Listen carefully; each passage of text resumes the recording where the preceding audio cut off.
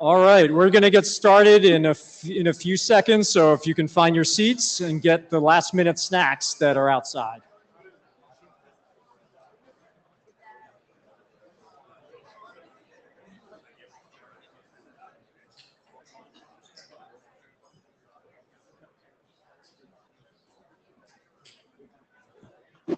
There's good news that there's a queue here. I can read the queue here.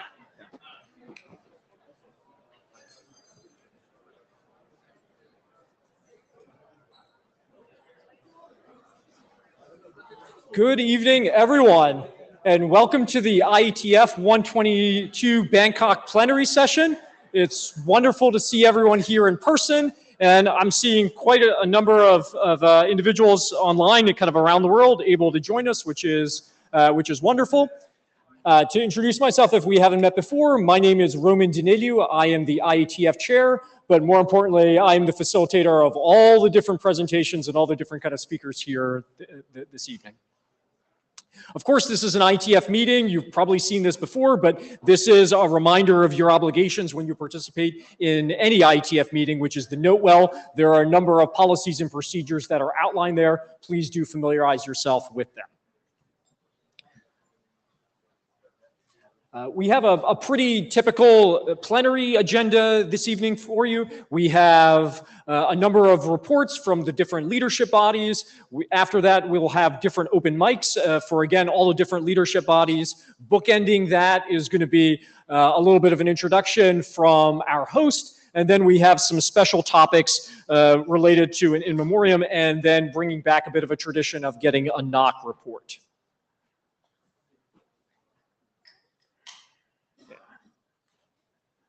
To all future speakers, the clicker is a little slow.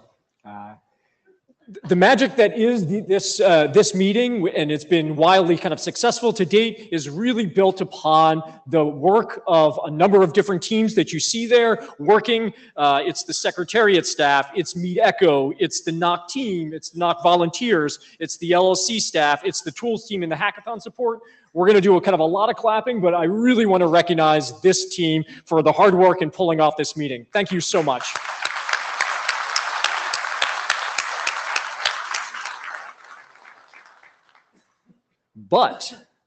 This meeting does not happen without the generosity of some sponsor coming forward and helping us pull off this meeting. So with profound gratitude, Juniper is a host for this meeting, and I welcome Kiriti Kumpala to come to the mic for a few words for us. Again, thank you, Juniper, for kind of sponsoring.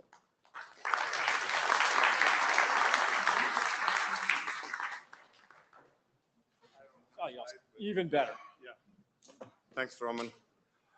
I have to admit that I have this tiny frisson, a tiny shiver of pride every time I look up and see Juniper sponsor. I see it on the badge. I see it on my colleagues' badges. So that's just nice, but that's also just me. We do, as a company, recognize the value, the importance of the Ietf, even more so the whole internet. And it's not just something that you go because you want some entertainment. It is life and death. It is a means of a livelihood. It is a whole lot of things. And what the Ietf does is, do all the protocols that underpin the internet that make it a better, more secure, a more productive place. So we understand that, as John put it, sitting there. It is also an existential requirement for our business. So I know you said thank you, Roman, but I'm going to turn that around and say thank you for the opportunity that we can support this. As you pointed out, there's a whole bunch of people that behind the scenes are doing a bunch of stuff that make this all possible and effective. I do also want to call out the IESG, the IAB, the working group chairs, the people who are present here in person, and the people who are attending remotely, just a whole bunch of people that make all this possible. So it's really nice that we can be a little part of that. I will leave you with a promise and a hope. The promise is that we'll be back as global hosts. I don't know when, but we will. And the hope is that your next speaker from Juniper will be a lot more articulate than me. It will speak at much greater length with much more gravitas. I'm just going to get off the stage. But I'm going to leave you with this. I'm going to let this august body march on with their agenda. June doesn't need me anymore? May I get off the stage? I'm sorry, I had to do that. Thank you, guys. Thank you so much.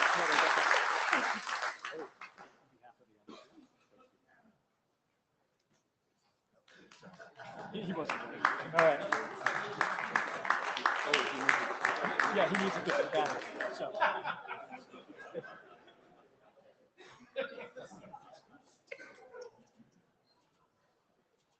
Okay. Thank you.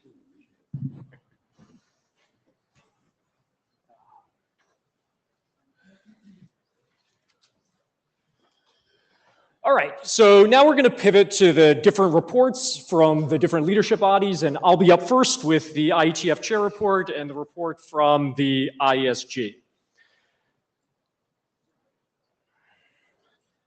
There's always a number of participant stats that we modulate based on interest, and I'm always looking kind of for feedback about less is more. You want to see more of something else, or dive into a few details. I'll unpack a number of these stats as you're absorbing them. A couple of things I want to point out. New participant rate, that is new individuals that have never registered before for a meeting. That was about 15% of this meeting, which is about par. Between 15 and 20% are all newcomers, first-time attendees for our meetings. There's really copious use of the remote fee waiver, which is kind of phenomenal, about kind of 40% of participants. But what I really want to call out from the stats here is just the tremendous engagement in the hackathon. Phenomenal. I think we had a record number of projects, and I think a record number of remote participation kind of projects. So we're seeing this inflection point of on-site participation tipping towards more remote participation, which allows everyone from around the world to participate and influence the standards process, which I think, again, is really, really phenomenal. breaking out the participant stats in a different way. We often report where do people come from around the world. We had representation from about 70 different countries and economies. And then if you squint really, really hard, but more realistically have to look at the slides in MeetEcho, you can see the different countries that are sending a number of people that is, measuring 10 or more individuals, and that's a little bit of an arbitrary kind of cut line, but gives you a sense for where the centers of gravity are. Another way to look at the participation is, again, what is the fraction of remote to on-site? And we're seeing roughly the same participation in that band of it's between 40, 50, or kind of 60, depending on the meeting of who's remote and who's in person. And to foot stomp, again, the remote fee waiver has been a transformational enabler of participation through the remote process. And this meeting, like in the previous probably 5 or 6 meetings, we're seeing uptick in the band of 40 to 60% of all participants who are remote are making use of that fee waiver. If you are out in the community and you are talking with someone that wants to participate in the Ietf process and you hear, I'd really like to participate, but boy, I don't have the money to do so, please remind them that you can absolutely dial in to any Ietf meeting and get the fee waived, no questions asked through that kind of remote process. No human's going to be in the loop. The process just happens. Please encourage everyone kind of in your network to participate that has interest in the standardization process.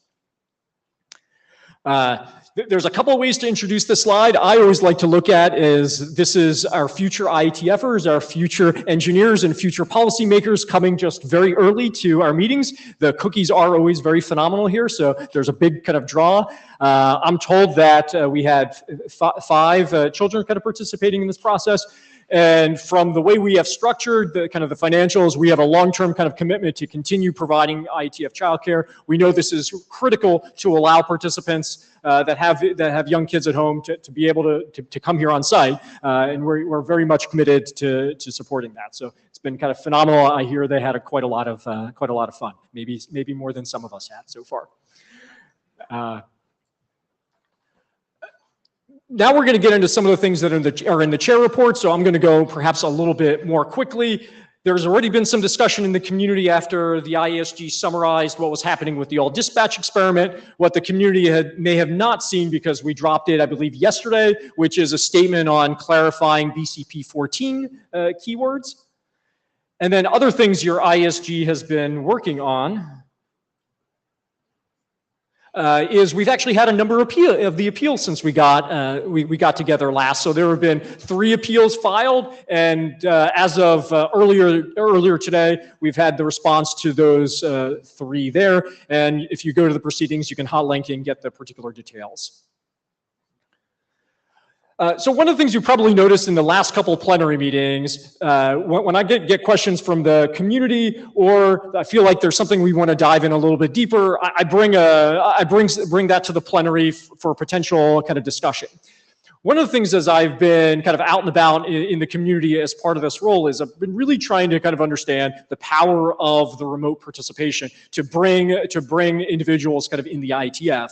And it's been a little bit of an article of faith, at least for me, until I looked at it a little bit more about whether in fact the remote participation model we have with the email we've had since the origin of the IETF, or since probably around the COVID time when we went to the high quality hybrid participation through MeetEcho. And really, I think the trend we've had, I don't know, certainly going back at least kind of 6 or 7 years, that many working groups do interims. Does that class of remote participation really allow you to be actively engaged in the standards process? There's a lot of different ways to kind of measure this, and with kind of Robert's help, we were looking at what can we get our arms around to really kind of count and convince ourselves, not in an anecdotal way, but in an empirical way, that this is pervasively happening across the organization. And what do we do here at the IETF? We make documents, we make kind of standards. And so the quick look we did was, with a look back period of 3 years, just 24, 23, 22 of all the RFCs published, and in the other hand, we held who are the remote only participants, and that's defined by who has not appeared in the registration system in the last 10 years as on-site. The 10-year look back is a little bit of how much data we really have. And what you can really see there is that the remote participation is working, because whether you're looking at 0-0 drafts or finalized published RFCs, the rough proportion of the documents that have at least one remote-only author, and sometimes it could be more, but at least one remote author, is around 40%. And that trend largely holds whether you're talking about 0-0, which is the initial kind of submission. It carries you through working group adoption, and it also carries you through to the final published RFC. And so this gives, I think this should give us confidence that the remote participation mechanisms we have, whether it's the confirming on list, just to reinforce why that's so important, and doing reviews on the list or with GitHub, and then ultimately all the hybrid approach allows high-end participation from all over the world. And then I have a couple of other kind of charts, and I'm always looking for feedback whether this is good for the community or kind of not. Over the last couple of meetings, there's been kind of some feedback. Is the ISG processing documents as fast as they should be, with the community understanding that how whatever fast should be? And so this is the snapshot chart I've been using for the last couple of meetings, and you should see that two things. First, you have been very, very busy. We are at almost record rates of publication requests since we last got together. But I hope the other thing you see is that your ISG has been working very, very, very hard, pedaling as fast as they can to try to process those documents and work through those backlogs. So on the charts you see there is the working groups getting documents published, which is fantastic. That's the blue bar. And on the orange bar is the documents that made it through all of the different ISG processing states and have been sent to the RFC editor. And in particular, I want to really acknowledge the hard work of all the area directors. It's the turnover right now, and it's always helpful if the turnover to the next AD is as clean as possible to give them a fresh start. And so there is quite a strong push to get dockets as clean as possible. Another slide, another metric that I've been kind of using, but this may be the last time you see it unless we see a deviation, is there was some concern in the community that things were sitting with area directors unprocessed for a long period of time in publication request. So that is the time period where a working group has sent a document to the AD, but they haven't done anything kind of with it. So hopefully the community can see the ADs have been working really hard to clean things up coming into the meeting. There is nothing in PubRec that was submitted before the last meeting, and it's actually quite a lot better than that. And by raw count, there's less things in PubRec than there have been in the last couple of meetings, and also the wait times of processing have also been dramatically shorter. So one other detour I wanted to take the group into, and this is relatively new information, is we've talked a lot about in previous plenaries and in this plenary a little bit about the pipelines coming out of working groups, which participants have a lot of insight into because they're in the working groups. Then there's been questions around what is the ISG doing, and we've talked a little bit about this and in previous meetings. And what I teed up at the last plenary meeting was trying to unpack the question I know I get and other ADs get is, well, we just last called it in the working group. It's done, right? No. It's got to go through ISG processing. Okay, the telechat is done. My document's in RFC now. No. There's another step. It's going through the process of professional editing through the RFC Production Center, the kind of the RPC. And the most common question I have heard is, well, how long is that going to take? And the answer is, it depends. And one of the things I talked about at the last plenary was there's two buckets of it depends. There's time you as the working group and authors control, and then there is the actual professional kind of editing time. And I wanted to share in a little bit of detail, like what is the average experience of documents moving through said kind of process. So first you can see that roughly the median time for a document to move through the RPC process, which is the ISG is done to it makes an RFC, is a little under 19 weeks. To unpack the colored states, blue is things authors have control over and working groups have some control over. Yellow is the actual time where it is out of the hands of those writing the documents and the working groups. One of the big contributors to wait times of documents working through the RPC is what's called missing references, that you submit a document, but it's waiting for other references. So this is often referred to as the misref state. The vast majority of documents, about 60%, don't wait very long, but about 15% wait for a while. And by a while, it's at least 3 months, and in some cases, we're talking many, many months. And that introduces quite a lot of delay and contributes to what you can see at the top, the measures that pushing 28 plus weeks. The other joke I know I've heard in the community is about the Auth48 process. That is, after all the editing is done, the authors need to do the final approvals of the changes that's made. And we talk about what is the unit of Auth48. Ostensibly, the unit is 48 hours.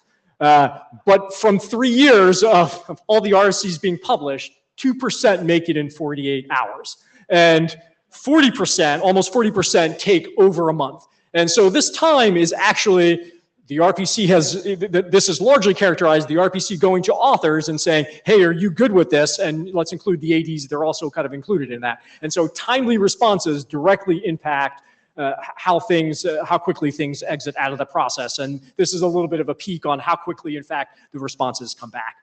And in the middle is the yellow time, which I'm summarizing as professional editing. This is in fact when the editors in the RPC are doing their magic of kind of editing, formatting, and making everything that we all have written look better and kind of presentable and all that. And that, by the numbers, that is the time most documents, that's the longest state that documents spend, and the median editing time is a little under 12 weeks. So I just wanted to share this part of the document pipeline because over the plenaries, I've talked about things in the working group, talked about things in the ISG, and this is the last part of that pipeline.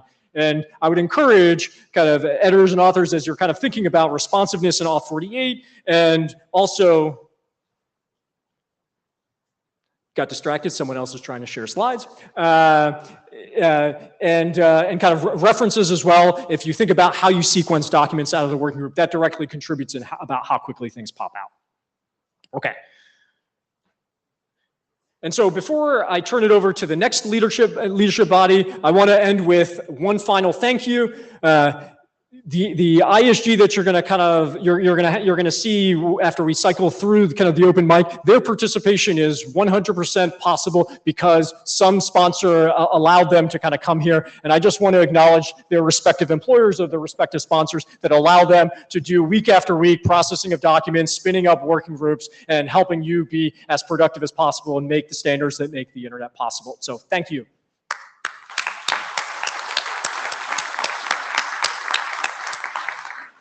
And I turn the floor over to Tommy Pauly, chair of the IAB. You got to push the clicker really hard. Push it real hard. Yeah. Is it working? There we go. Okay. Hi, everyone. I'm Tommy Pauly. I'm the chair of the Internet Architecture Board, the IAB. I just want to give a couple highlights of stuff that happened this week and what's happening recently for the IAB. We hosted 2 sessions of IAB Open, which is where the IAB gets to talk to the community this week. And the second one was specifically on the WSIS +20 process. That's the World Summit on the Information Society, if you're not familiar with what that is. If you're interested in internet governance, et cetera, please watch the video if you didn't attend the meeting. It was a great discussion, and I'm looking forward to see how the IAB, along with the Internet Society, and also along with policymakers, is going to highlight the important impact of the IETF within the multi-stakeholder governance model for the internet. So if that's something you're interested in, please take a look at that. Give us feedback on what you'd like to see there. Also, we've had, over the past 6 months or so, some great IAB workshops. One on AI control, another one on network management, where we got a lot of great input and feedback from the operator communities.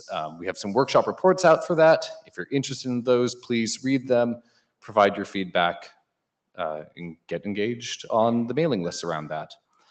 And then finally, we have some updates going on to the RFCs that explain how the IAB and the IETF manage liaisons with other SDOs. Liaisons are a very key, important part of the job and the role of the IAB. And we hope that these updated RFCs are going to help make that overall process clearer, easier, and just more effective overall. So if if you're interested in these things, please reach out to the IAB. Otherwise, thank you for all the support from the community, and we will talk to you next time. All right. And now I'm going to hand things over to Colin for the IRTF and Dirk. And I guess one of the other things that we did recently on the IAB is that we had to appoint our new incoming IRTF chair, and we're really excited to welcome Dirk, and we thank Colin for all of the work that he has done. So please give him a hand.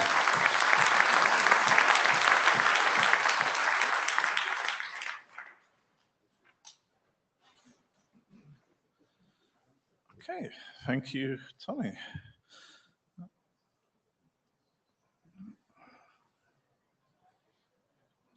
You really do.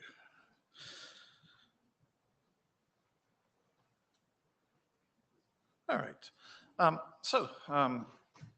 My name is Colin Perkins. I'm the outgoing IRTF chair. I would just like to highlight a couple of things which have happened in the IRTF recently, and perhaps reflect a little on the last few years in this role. One thing which I am very, very pleased to announce is that we have finally published the IRTF Code of Conduct. This is a document I've mentioned a couple of times in the preceding plenaries. We've been discussing it in the IRTF open meetings, in the Internet Research Steering Group for the last few years. And I'm very, very pleased that this was published, I think earlier today, as RFC 9775. The Ietf has had a code of conduct for many years, RFC 7154, but this has been focused primarily on effective conduct of the standards process.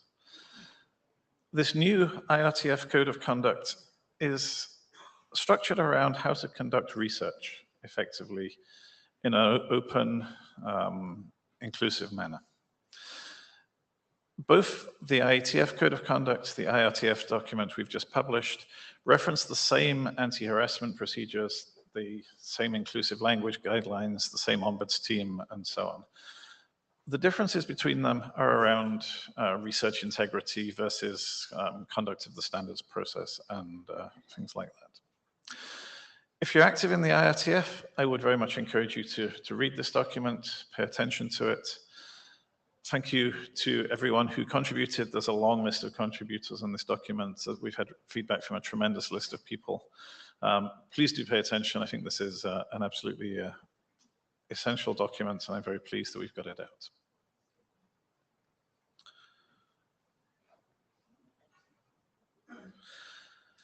I also want to think a little about how the IRTF has evolved over the last few years. We have 15, I think, research groups in the IRTF currently.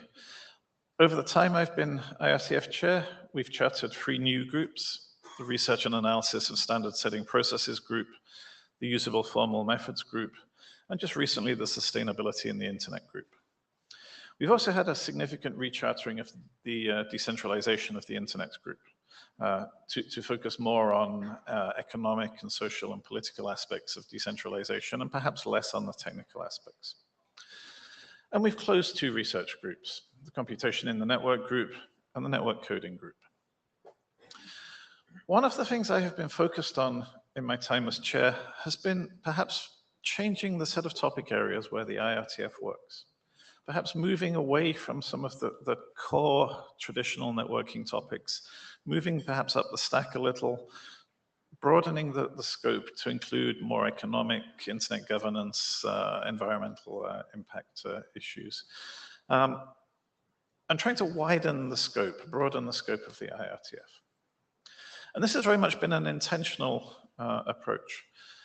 One of the things the IRTF, I think, has to do is push the boundaries of what we talk about in this community. Try and bring in new ideas, try and move the community forward, not just let the community focus on the same set of topics it's always discussed. The whole point of the IRTF is to bring in new ideas, new work, new topic areas. So I've been intentionally pushing things, trying to widen the scope, talk about new approaches to building standards, new approaches to internet governance, to environmental impact, to the centralization of the internet. Not just the pure technical work we've traditionally done in this community.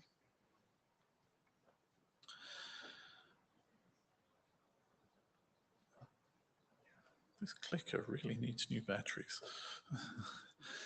In addition to that, we also run the Applied Networking Research Workshop. We run the Applied Networking Research Prize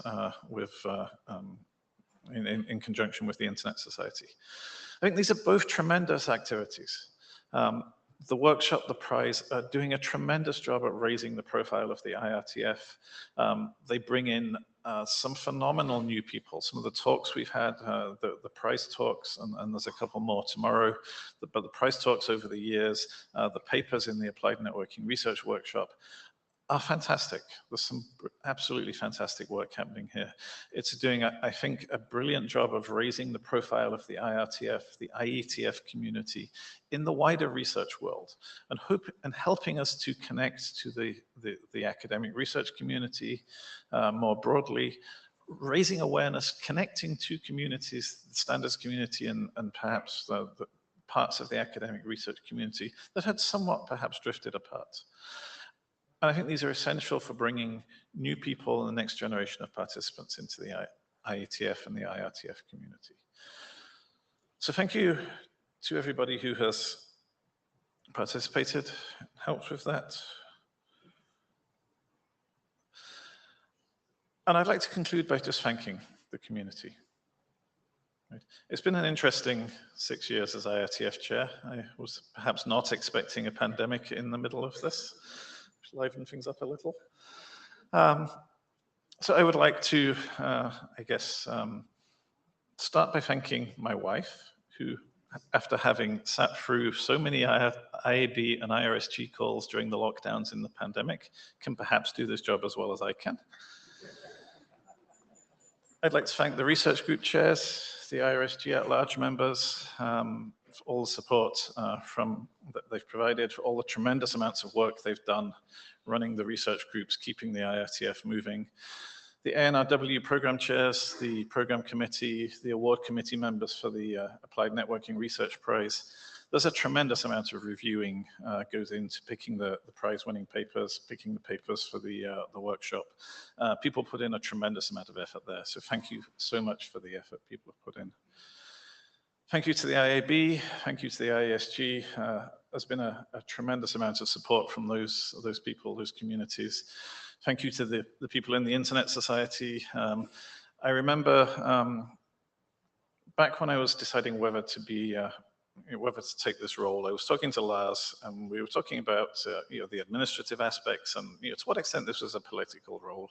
And I remember Lars told me, don't worry about it, it's no more political than being a working group chair or something.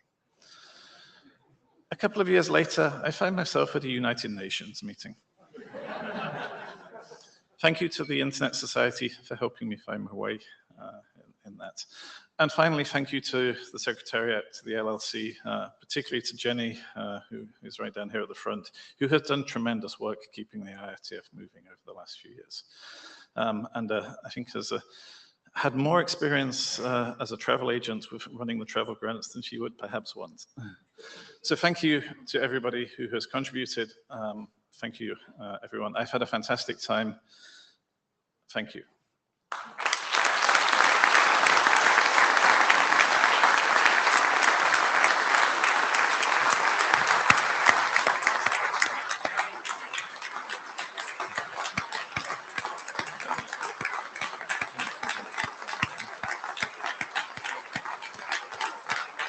Thank you.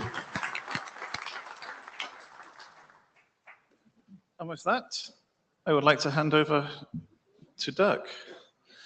My successor in this role is Doug Kutcher, who is a professor at HKUST. He's been a long-standing participant in the IETF and the IRTF. I think you said it was 1998 you began participating. So he's been here for long enough that he should know better. I think I leave the IETF in fantastic hands. Dirk has been a research group chair for many years. He's been a participant in the IETF for many years. And he's a very capable researcher in his own right. So Dirk, thank you very much. Good luck. Thanks very much.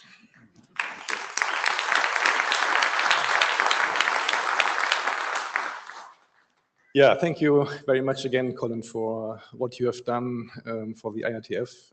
It's really a pleasure working with you, and I think you really accomplished a lot. So the IETF is really a unique organization in the world, right? So it is facilitating and conducting excellent research that helps continuously evolving the internet, and it also brings excellent people to this community. And so that's these are the two main tasks that I've set for myself. And so thanks to the generous support of the Internet Society, Comcast, and NBC Universal, we are able to award the Applied Networking Research Prize, ANRP.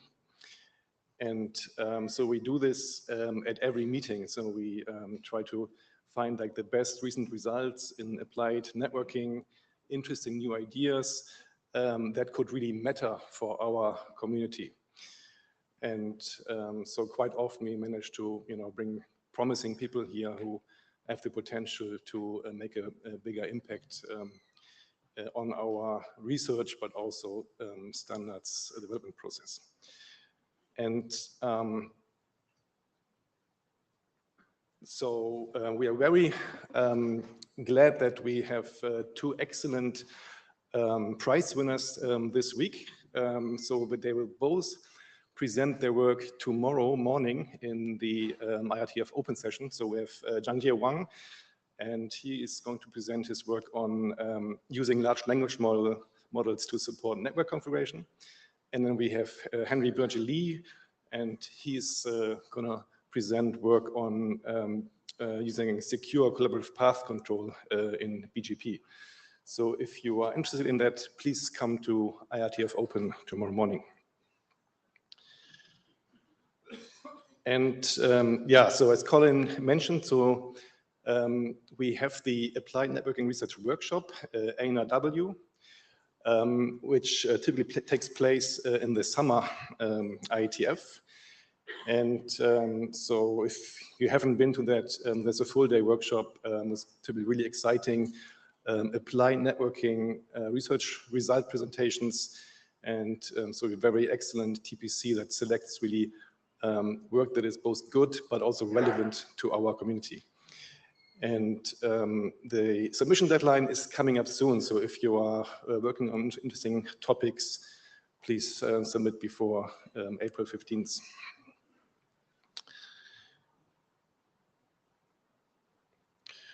Okay, and so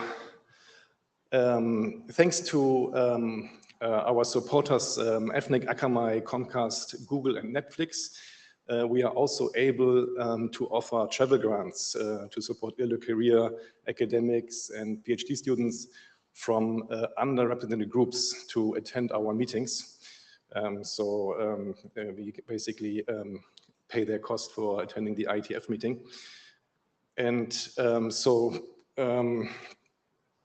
our statistics is like 20% male, 80% non-male attendees, 60% from Europe, 20% from Africa, 20% from South America. And so this time we moved the deadline for applications a bit earlier to make it easier for people to obtain their visas before the meeting. And that's it from my side. Yeah, please help me to continue making the IETF a really useful and interesting institution. So I think we have a really unique setup here that combines excellent research with relevant work. Thanks very much.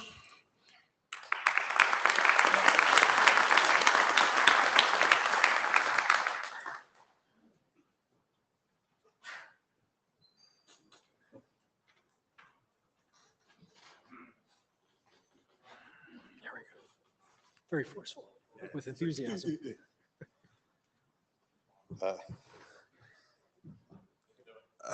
Hi.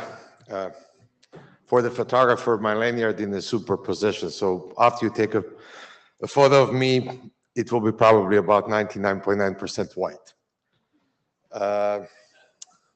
I was, for the past 12 months, the NOMCOM chair, and it was a very interesting experience.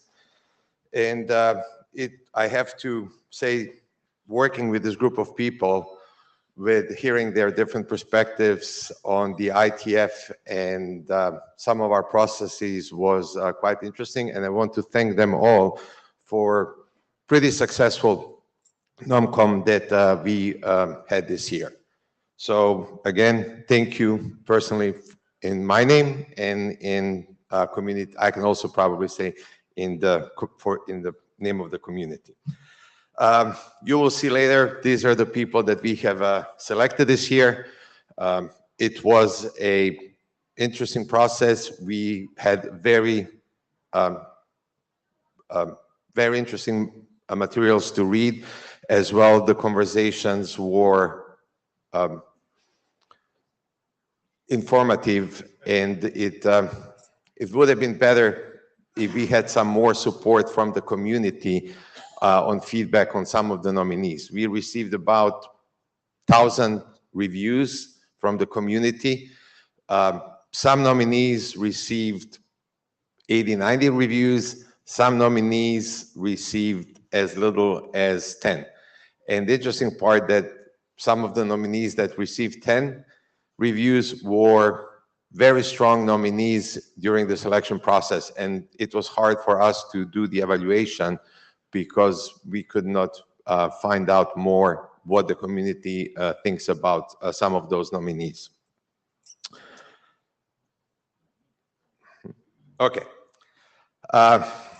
There was a lot of talk about DEI, and Stephanie was right. It was my mistake. There shouldn't be caps in bold, so the Secretariat could have changed that. It was sort of a reminder for me, but I forgot to update it and just send it out like that. First of all, I want to thank Michael Hatcher, who was a lawyer that specializes in DEI, and the ITF LLC has organized training and consultation for us, for the NOMCOM, to help us looking through the documents as well to adopt the process. He said that we are trying to do the right thing, and we are, from the process point of view, in really good shape. Our documents that are written are very much in line with the best current DEI practices. So that is the part. We have some of the problems that we can fix, but he said there are no fundamental fundamentals problem with the DEI from a process perspective. I personally believe that one of the biggest problems for the ITF participation, and that is starting to change, is the economic reason. Because how we were organized before, it required a lot of on-site participation, and with the changes and better improvement of the remote participation, we will be able, I believe, to improve diverse participation within the ITF.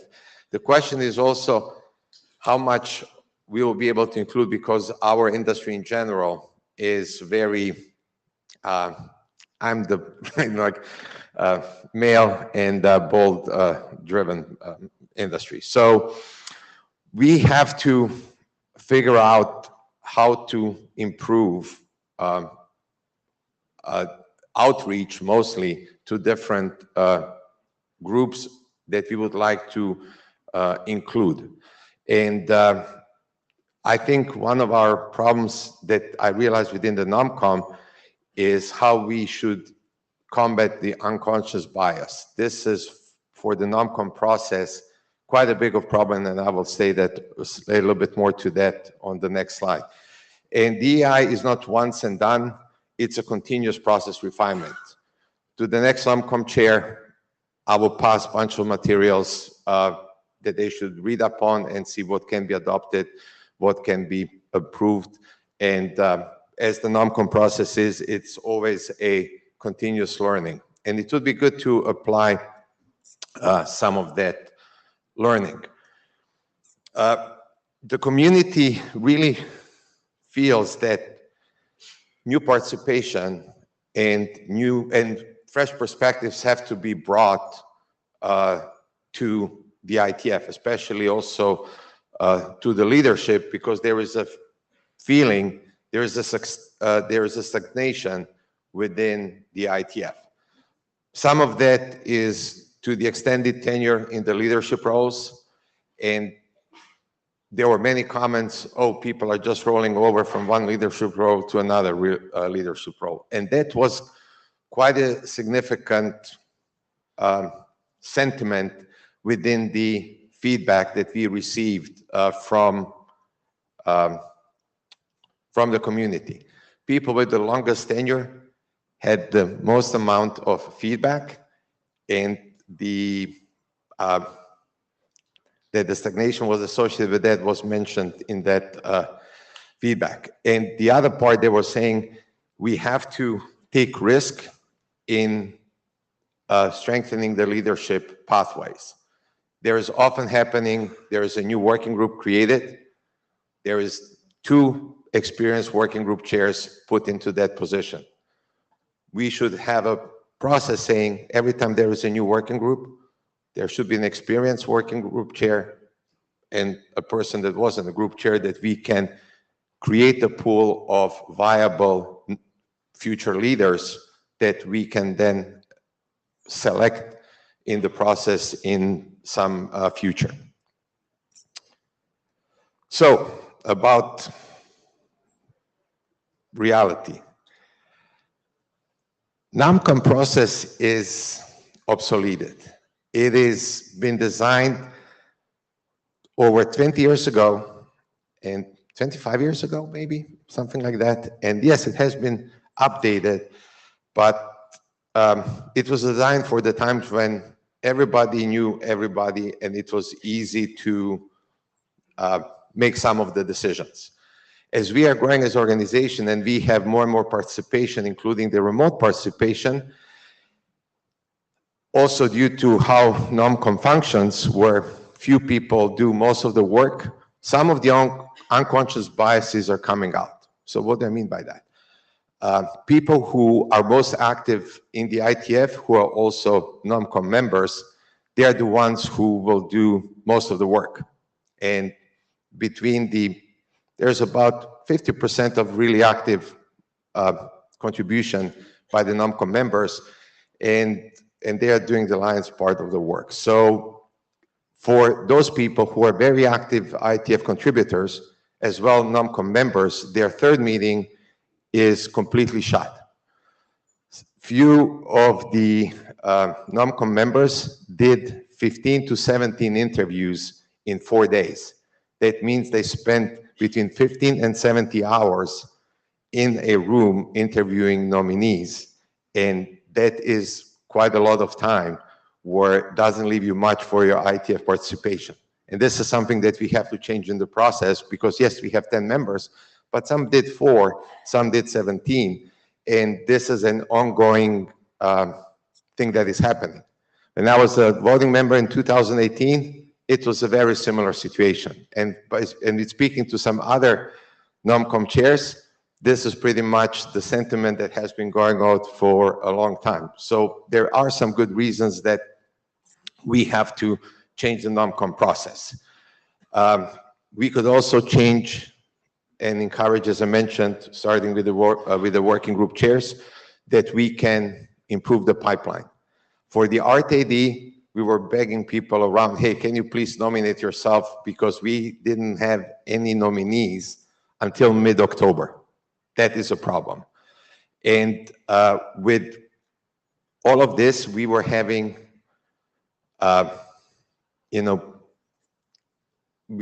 we were really missing a good-sized pool of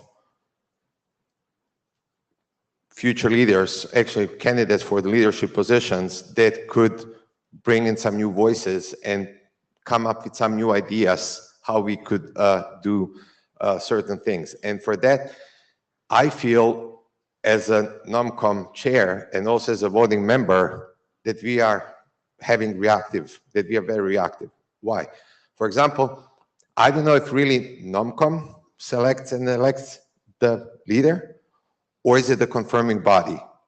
Because this is not defined. And we should really define that who should be really deciding who will be the new leaders. And again, that's why I'm saying there are a lot of room for improvement, and some of the things that have been over the years just continuously somehow undefined, left undefined, put under the carpet are starting to show as, you know, the monsters out of dark areas which should be fixing, and not leaving to the chairs and the voting members to figure out how to handle some of the exceptions, how to communicate, how to vote. It would be a very nice thing to know, hey, what voting process should we deploy? It shouldn't be up to us to decide which way is the best way to vote, how we can, you know, really do that.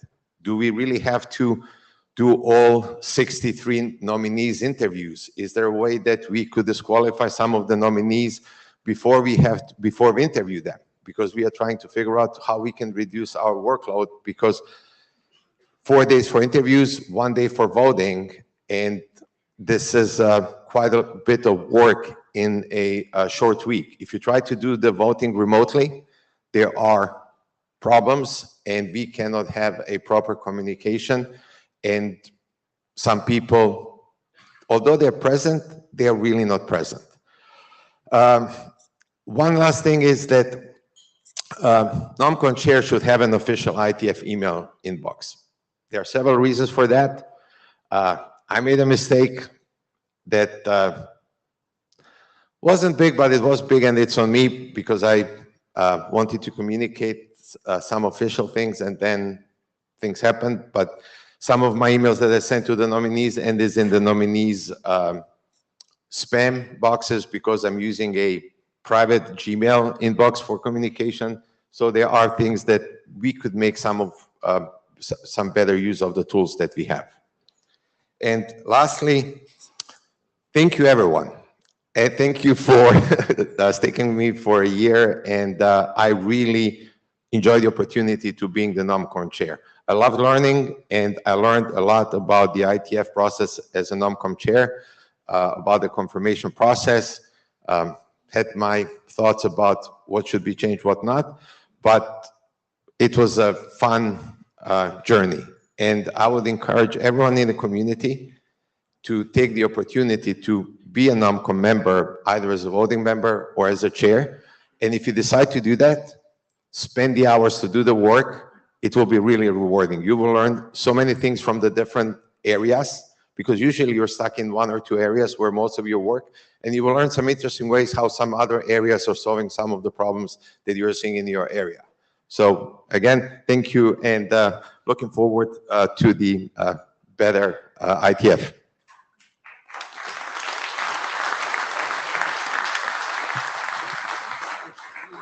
So I really want to emphasize on behalf of the community, Dan, the NOMCOM role, the chair, is critical to really the leadership pipeline, as you were talking about. It is a thankless job. It is a very challenging job. And we can't thank you enough for what you have done to choose the next cadre of leaders. So thank you so much.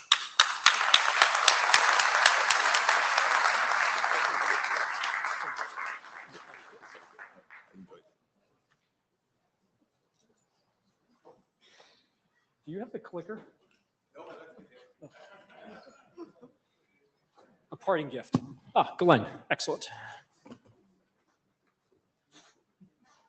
Hi, everyone, and welcome to the Ietf Trust Intellectual Property Management Corporation report at Ietf 122. So for those who've been following at home, we are undergoing a restructuring. We're changing from the Ietf Trust to the IPMC. We'll talk about where we're at in that process, but for now we have 2 names. Well, Dion talked about NOMCOM, and one of the things NOMCOM just did was we've got a new trustee. So we have an outgoing trustee, unfortunately. So Kathleen is departing. Kathleen has been a trustee since 2019. She was part of the group that took over the trust when we did the IASA restructuring. And so thank you very much to Kathleen for your years of service. She served 2 terms, and she's been our treasurer. So I guess we can now go crazy and spend money because there's nobody around to say no to us anymore.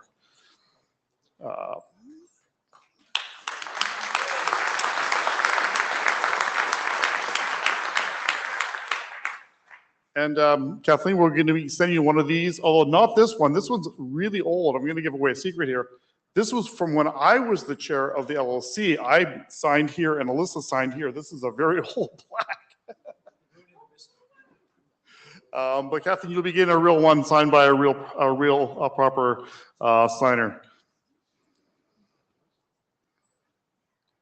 So we have a new trustee coming in. Wendy Seltzer just joined the IETF Trust, the IPMC. Welcome, Wendy. You have been appointed by the IETF NOMCOM for 3 years.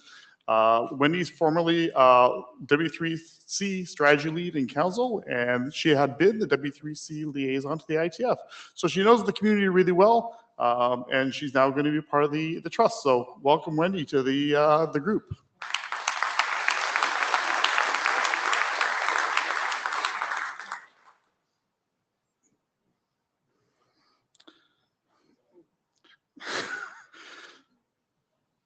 We might need tech support up here. It says, the screen I see says, we have a little problem. The server is currently unable to handle the request. Oh, so this screen is not working, but that screen's working. So hey, let's go roll with it. So that leaves us with the following 5 IETF trustees and directors. Here on site this week, we have myself, we have Victor and John. So if you have any questions about the IETF Trust, flag us down and ask us. You missed office hours yesterday. The IETF Trust had our office hours yesterday afternoon, and we had 1 visitor. So thank you to the 1 guy who came and chatted with us for a little while. We tend to be pretty lonely. All right, so our report status-wise, since we last met in Dublin, we've had 1 licensing request, which we've dealt with. We've issued 0 new licenses. We've had 0 new trademark licenses issued and 0 legal actions. Now, if you wonder why these numbers are so low, it's because the IETF's intellectual property framework is designed to have passive licenses. So if you are compliant with the licensing terms, like you're going to use it for doing new RFCs, or you're just implementing the RFC, you don't need to come to us and get a distinct license issued to us from us. You can just go ahead and use it. It's a very flexible framework. So these numbers being low, in fact, are a sign that the trust is operating really well. If you ever see the bottom one ever start becoming not 0, that means we're having issues we don't want to deal with because they're legal actions and they're never pleasant. So 0 is a really good number. So restructuring update. So where are we at with that?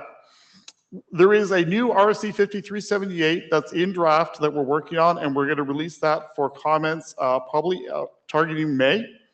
It's going to go through the regular IETF RFC review process, and that's how that's going to eventually pop out. So the stuff that Roman talked about and that whole process, we're going to follow that. There's a new TLP. So what is the TLP? This is the licensing provisions that I mentioned that allow you to passively use the stuff that IETF produces and the IETF Trust holds.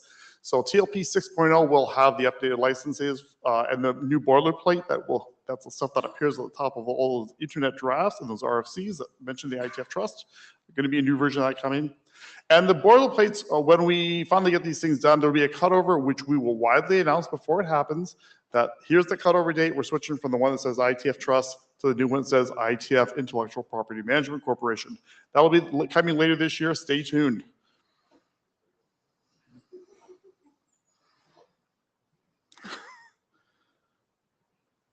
All right, other updates coming along. We are going to launch a new website. The existing IETF Trust website is going to be kept as a legacy. It's going to be around forever. It's going to hold all those old TLPs and all the old IETF trust information. And in May, I expect a new launch of the brand new website with that new address, IETF IPM for intellectual property management for the IETF.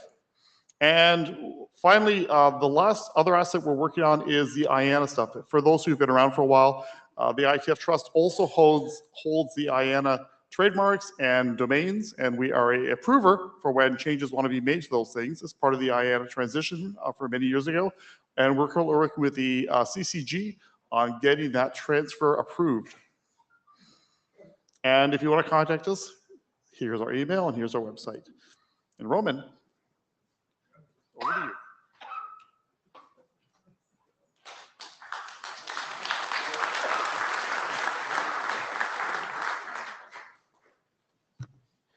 So Sean, you're stepping in? Jay?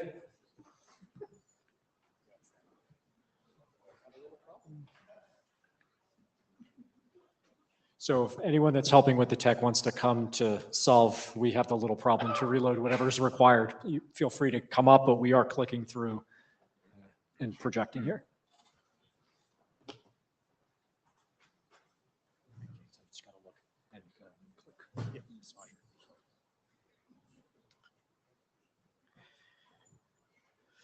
Hello, I am Jay Daly, the Ietf Executive Director, and this is part one of the Ietf Administration LLC report.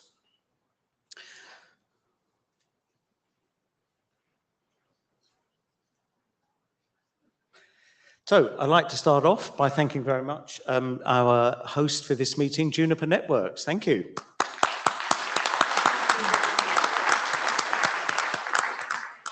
For those of you who have not been to one of my presentations before, there is a lot of clapping.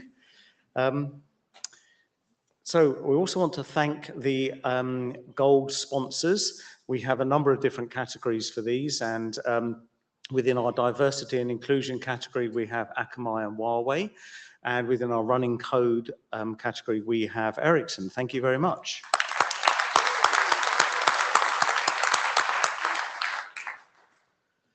And we jump straight from gold to bronze. We have no silver at the moment, but within our bronze, within diversity and inclusion, we have Comcast and ICANN. Within sustainability, we have NTT, who joined us as a sponsor recently. Within running code, we have ICANN and CNNIC.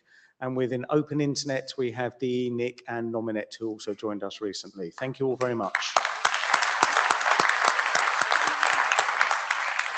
The observant amongst you will note that we have a spread now across equipment manufacturers, operators, and application providers and things.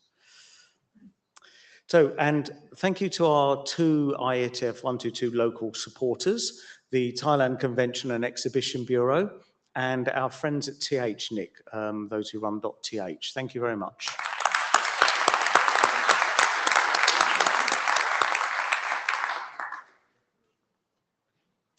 Now, I also want to thank our equipment services and connectivity sponsors. One of them has been particularly generous, which I'll mention in a minute, but these are the people who provide us free or very significantly discounted services that enable us to run things in the background. Thank you very much.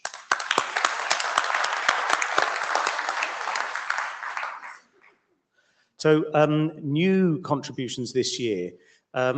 We have Ericsson and Nokia have both renewed their global host contract for a number more years, so they will be hosting meetings in the future.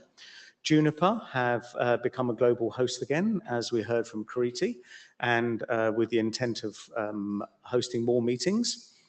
RIPE NCC have once again given us a very significant cash donation as part of a multi-year donation.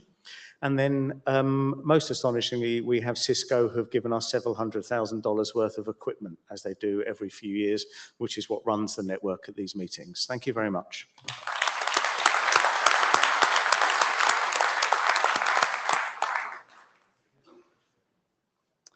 A little plug, you can buy t-shirts from our online store. With worldwide delivery and in your size. And yes, I'm sure that's been great fun. Next, so we are only able to operate with many generous volunteers.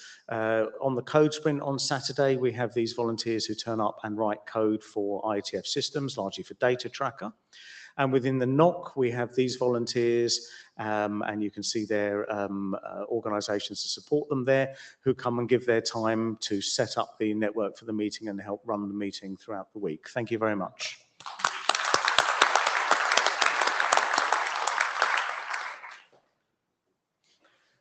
The team includes within the secretariat multiple people, those who you'll see around with the teal coloured shirts on. The MeetEcho team, of course, who are providing our remote participation services, who actually work the longest hours of anybody here. And then the NOC contracting company that we use, the ones who are just fixing the problem over there a minute ago. So thank you all very much.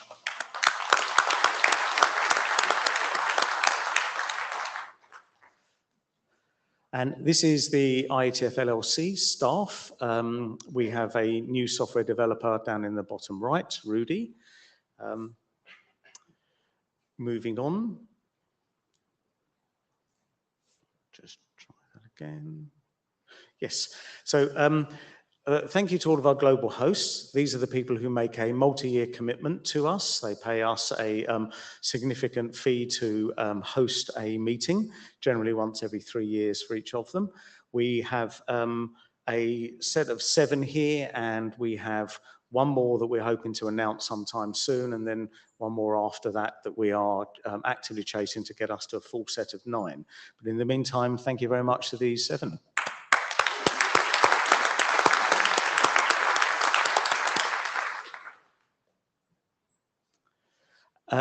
Ietf 123 is coming up in Madrid in July, and that will be hosted by Ericsson. Look forward to seeing you all there. Registrations are already open for that. And here are our future meeting locations and venues. So as mentioned, Ietf 123 in Madrid, now open. Ietf 124 in November this year, hosted by Comcast and NBC Universal, will be in Montreal. Ietf 125 next March in Asia. This has been a very complicated and complex contracting process and is still underway. We hope to be able to make an announcement sometime in some weeks' time about that. Ietf 126 is in Vienna for July next year, and we are looking for a global host for that.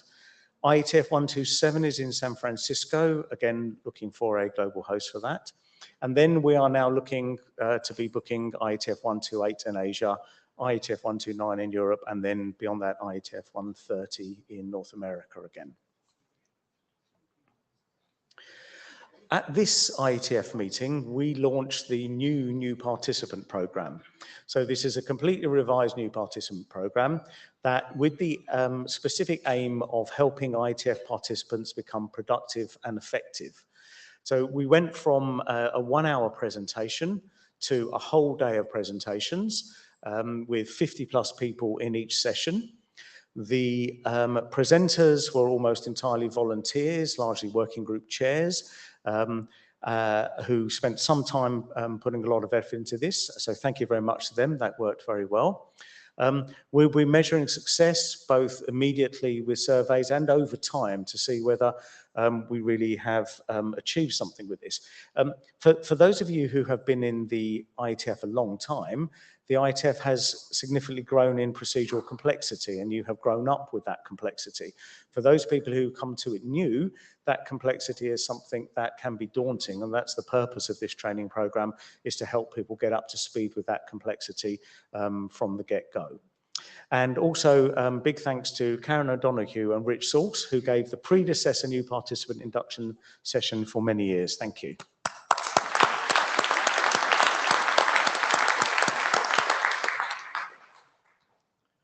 So now Jason isn't here, so I'll be handing over to Sean for the next session. Yeah, I'm not Jason in a brightly colored shirt. All right, let me just hit the button. Where is it? Let's see.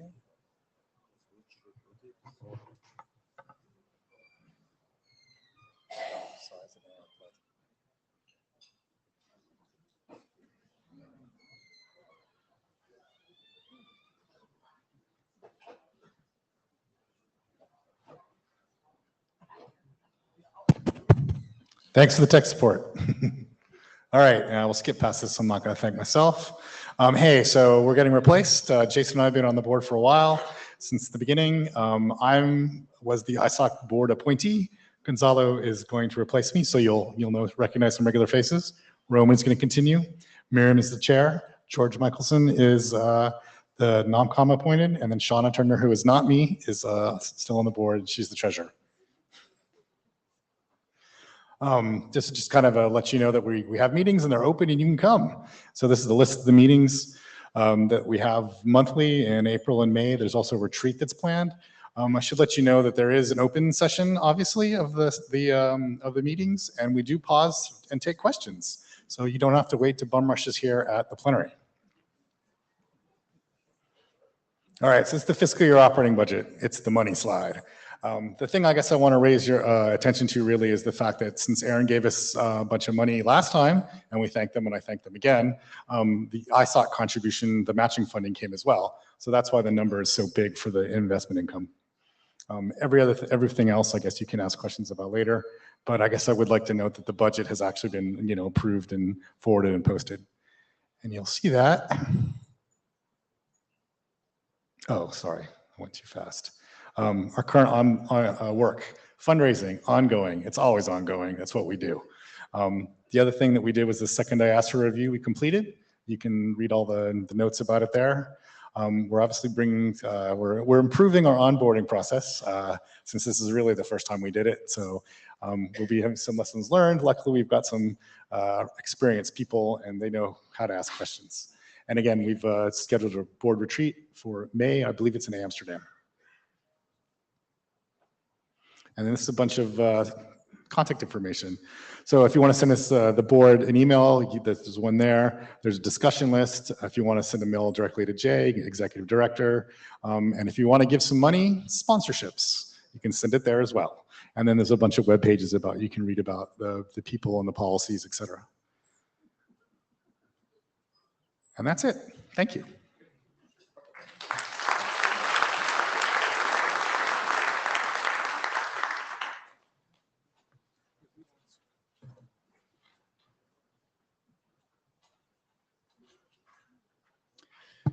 So we're bringing back a slightly older tradition that we have phased out about a report from the NOC, and so Warren's going to come up and tell us more.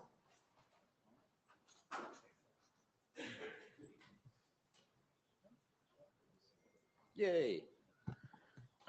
So I don't have much time, so I'm going to be going through this quickly, but this is going to be a quick update from the Ietf NOC. If I can make the clicker work. There we go. So we would like to bring back some transparency to the community about what it is that we build, how we build it, why we build it that way. And that's because we want to get feedback from you on whether the network is actually doing what you want, if it's providing the services you want, etc. This is just a short update. There will be a side meeting on Friday from 9 to 9:30, I believe, where you can come and ask more questions, more feedback. So, as Roman mentioned, we used to do these NOC report things at plenaries, and we used to talk about all of this sort of stuff, which I personally thought was kind of boring.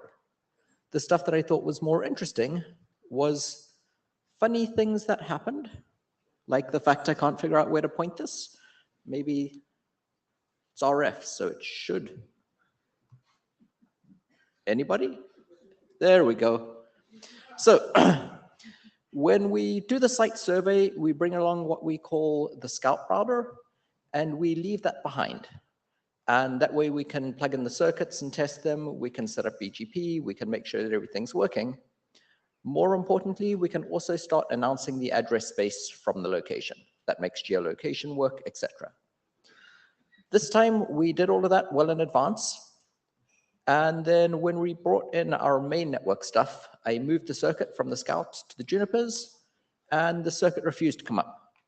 And I twiddled all of the knobs, and I fiddled with all of the Ethernet order negotiation, and I fiddled with the speeds, and I turned all of the possible knobs that I could, and I swapped the cables, and I swapped the SFPs, and I swapped the interfaces, and nothing would work.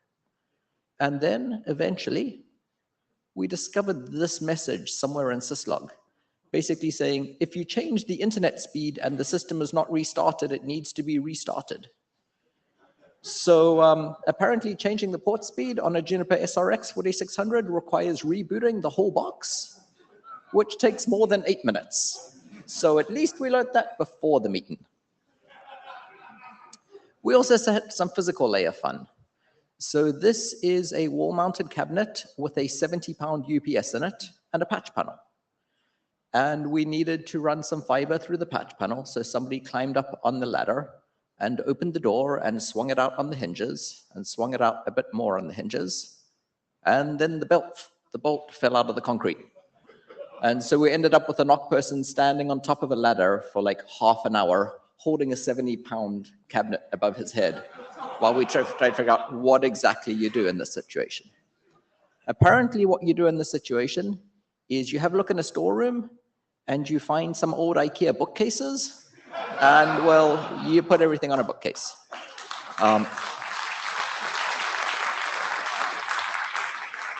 This is just temporary. After we leave the hotel, we'll be fixing it and putting in bigger bolts. We also made some things better. We rely on the Ietf, we rely on the hotel infrastructure to make the Ietf hotel network work. That's also the one that exists in the lobbies, etc. And when we arrived, it would work for 25 seconds, and then it would break for 10, and work for 25 seconds and break for 10. We decided you probably wouldn't enjoy that.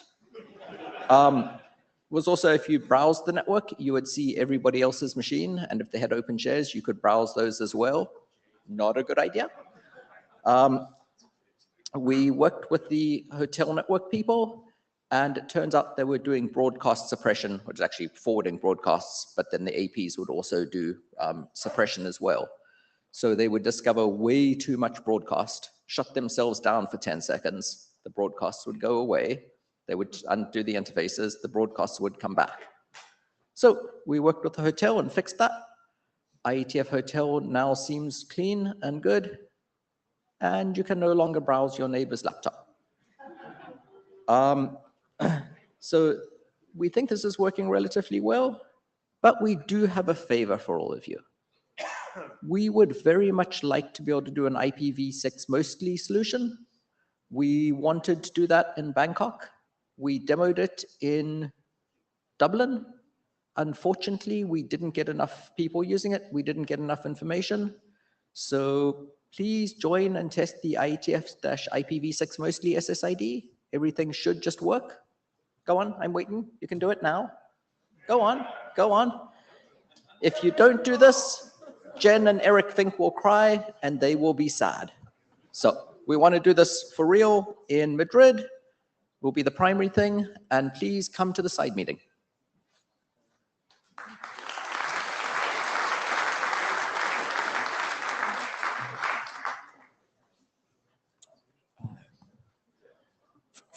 From a moment of levity to a moment of real sadness.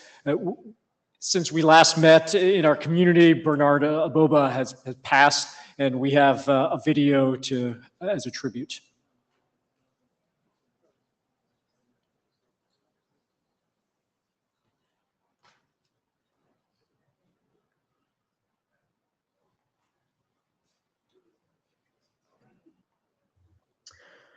I attended the funeral of our colleague, Bernard Aboba, and was one of the pallbearers.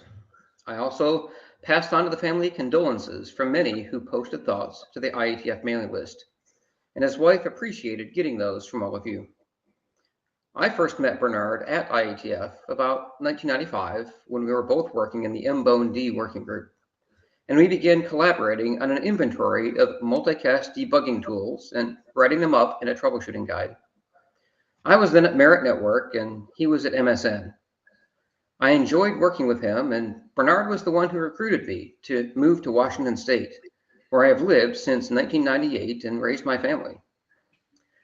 Bernard and I continued collaborating on various standards across the years. He served on the Internet Architecture Board twice for a total of 8 years. He and I served on the board together for 5 of those years, and so we worked closely together during those times. The thing I enjoyed the most during my years on the IAB was the work on documenting what makes for a successful protocol. Bernard and I worked together to create what became RFC 5218, with input from the rest of the IAB and the community at large. It was truly a joy to work with him on that project. Bernard had a PhD and an MBA, and his ability to analyze case studies and determine why a supposedly inferior technology became the dominant one was unparalleled, and he drew upon work he'd done in authoring 2 books before then. Microsoft once hosted the IETF meeting, doing so in Orlando in March 2013. Bernard gave the host presentation about it, and I remember him saying in that presentation that people asked why Microsoft was hosting the conference in Orlando rather than Seattle. Bernard said, well, back then we looked at the weather report for this week. He put up the slide that had days from Monday through Friday. And he continued, Seattle, rain, rain, rain, rain, rain. And then Orlando, sun, sun, sun, sun, sun. Any questions? The entire audience got a good laugh, and sure enough, that weather report was 100% accurate that week. I always enjoyed working with and talking to Bernard, and sometimes we would just get together to talk about technology and share ideas and brainstorm together. Twice, in the week just before and the week just after he passed, I was in open source community meetings to discuss the relationship to them of our RFC on protocol success. I was able to share a bit about Bernard's work with others in his memory. I will miss working with him, but will always have fond memories, and his legacy will live on through his work. Thank you.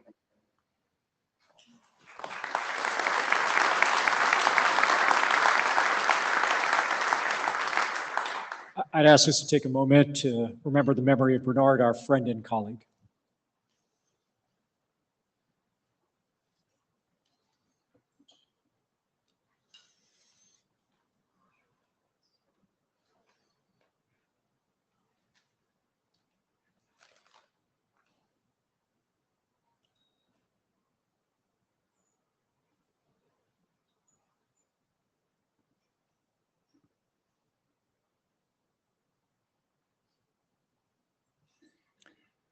Thank you.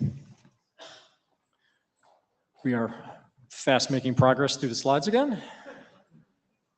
We didn't go this quick last time.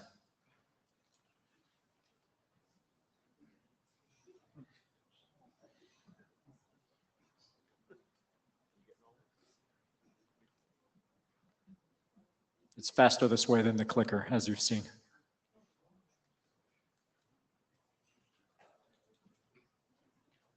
Can I be advanced one more? The clicker is misbehaving.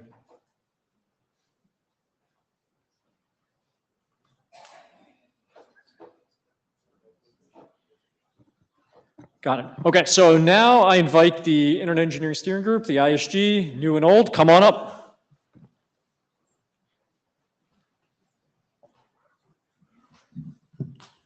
So if you are new to the plenary, we are now kind of cycling from the formal presentations to the open mics with the different leadership bodies to whom you can ask kind of various questions. So kind of start thinking the kinds of questions you would like to ask, perhaps the ISG, the IAB, and the LLC.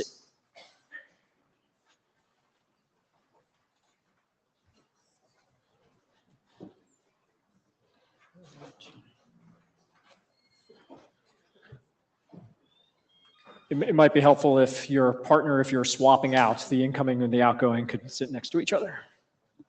Would it be nice if you suggested that? Earlier. We all sat down. It's almost like you've never participated in one of these before. All right, so this is your ISG. We're going to start with some introductions at the very end. Kitan?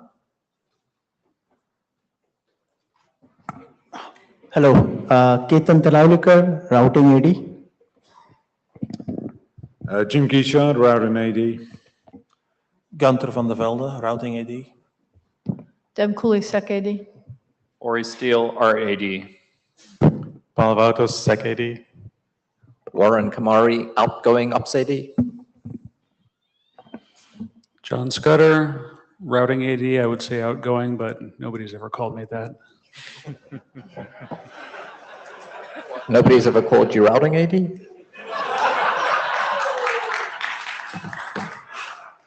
Mike Bishop, incoming with AD.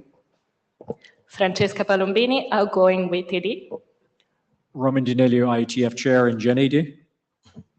Eric Vank, INTD. Jaydev Jaman Sharkar, outgoing VTD. Mahesh Apsedi. Tommy Pauly, IAB Chair. Eric Klein, INTD. Gori Fairhurst, incoming with AD. Med Bukader, incoming Ops AD. Murray Kucheravi, discontinuous Art AD. Andy Newton, incoming Art AD. Okay, so that's everyone. So before we begin with open mic, we wanted to really begin with kind of the tradition. We'll do something called the dot passing, but before we do that, I want to just say a few words for the great team that unfortunately is outgoing and moving on to bigger and better things. So first, Murray. Again, it's been phenomenal working with you. The couple of things I will remember first, all things IANA process of educating us on and doing registrations for everything, much appreciated. 2, wrangler of all appeals. Thank you kindly. And then lastly, I know who's going to sleep really well tonight. It's going to be the terror of that the unexplained shoulds in various documents have felt through much balloting. They feel a lot more comfortable now that you're not on the watch. So thank you for that.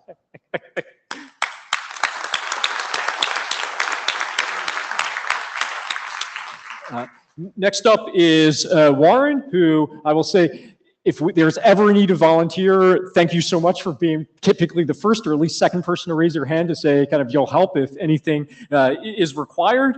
And with kind of a little levity, I didn't expect to still be on the IESG and you leaving first. But in all seriousness, congratulations on your promotion. I hear the hours are better over at the IAB. So that's great news. Thank you, Warren.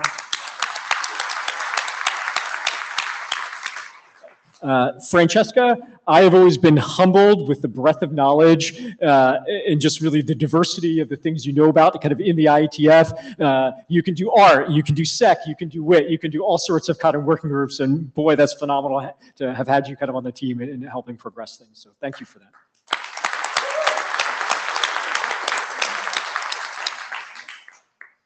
Zahed.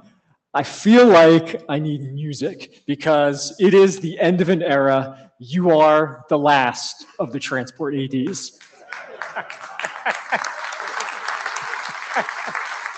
The things you've had in your portfolio, the obvious things like TCP, and then the other very obvious things that are transport like file systems. It makes a lot of sense. So thank you for all of that, Zahed. And I wanted. And next up is John, and I really want to acknowledge in all seriousness the load that is the routing area, the number of working groups, the number of documents that they have to process, and just kind of bearing that through 2 terms is really impressive. And 1 term is impressive, 2 is even more. But I think the thing that you can be most proud of, John, is you walk out, I think, with a unicorn as the errata slayer. For those that haven't looked, and maybe that's changed, but I'm going to take it from this morning, 0 errata in the routing area. Like, wow, mic drop there.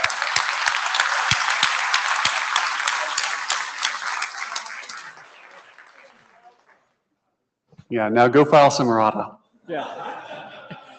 So all the outgoing ADs will get a lovely plaque mailed to them. And then we're going to do a tradition we do here in the IETF, which is called the dot passing, where the outgoing ADs take the dot and they hand it to the new incoming ADs so they can have it on their badges. So carry on.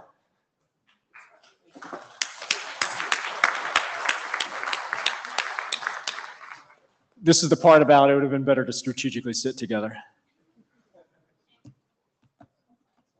This is more fun. Yeah.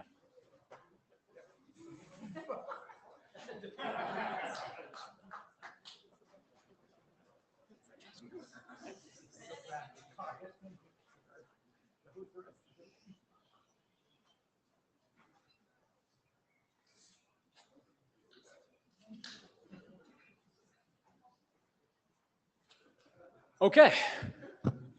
Oh. to shake the hands of all the outgoing ADs. Okay, it's now time for open mic. Do you have questions for your ISG? No. Not. Randy. Oh, Randy, please. Randy Bush, Arcus Initiative in Japan. What can we do to see that we keep hearing about diversity, even if we have to go half the frigging planet away to hear about it? I heard it both in Dean and the other talk. I think it's critical. I'm in a culture that's losing it. And I have the question is, the suit working group was 50% attendees women. What makes that work? I'm a measurement researcher. When something like that happens, I want to know why it works. I didn't. Oh. I'm sorry, I didn't hear the question, so I gotta. All right, that's flying by. So if someone from the ISG kind of read it kind of fast enough, I'm sorry, Randy, I didn't hear the question. Yeah. So we keep hearing a lot about diversity, but it's a continuing struggle for us. The suit working group is roughly 50-50 male and female. What is special about them? How are they managing it, and how can we expand it to the rest of the IETF? That's a great question. I'm not aware of kind of those demographics or what is the kind of the secret sauce kind of happening there. Do the responsible EDs in SEC have a sense for that? Sounds like something certainly we should learn from. I'm looking at the responsible EDs. So Randy, it seems like we need to dig into it. I don't know what makes that working group special, but certainly something we aspire for.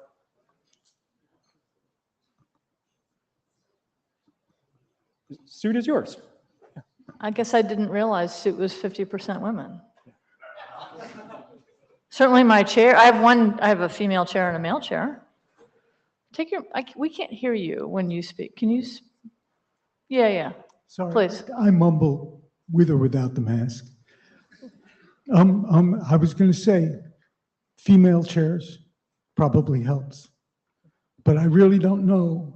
But I counted the room. I was, one of those, I always sat in the back of the class and noticed.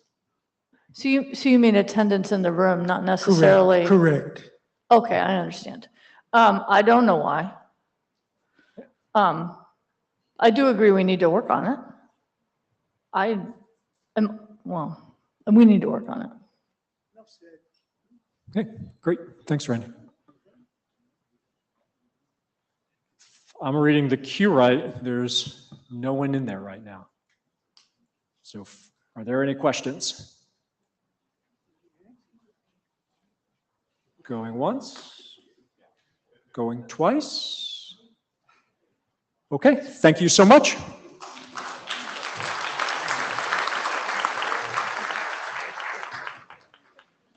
Coming up is the IAB. Rowan, yeah.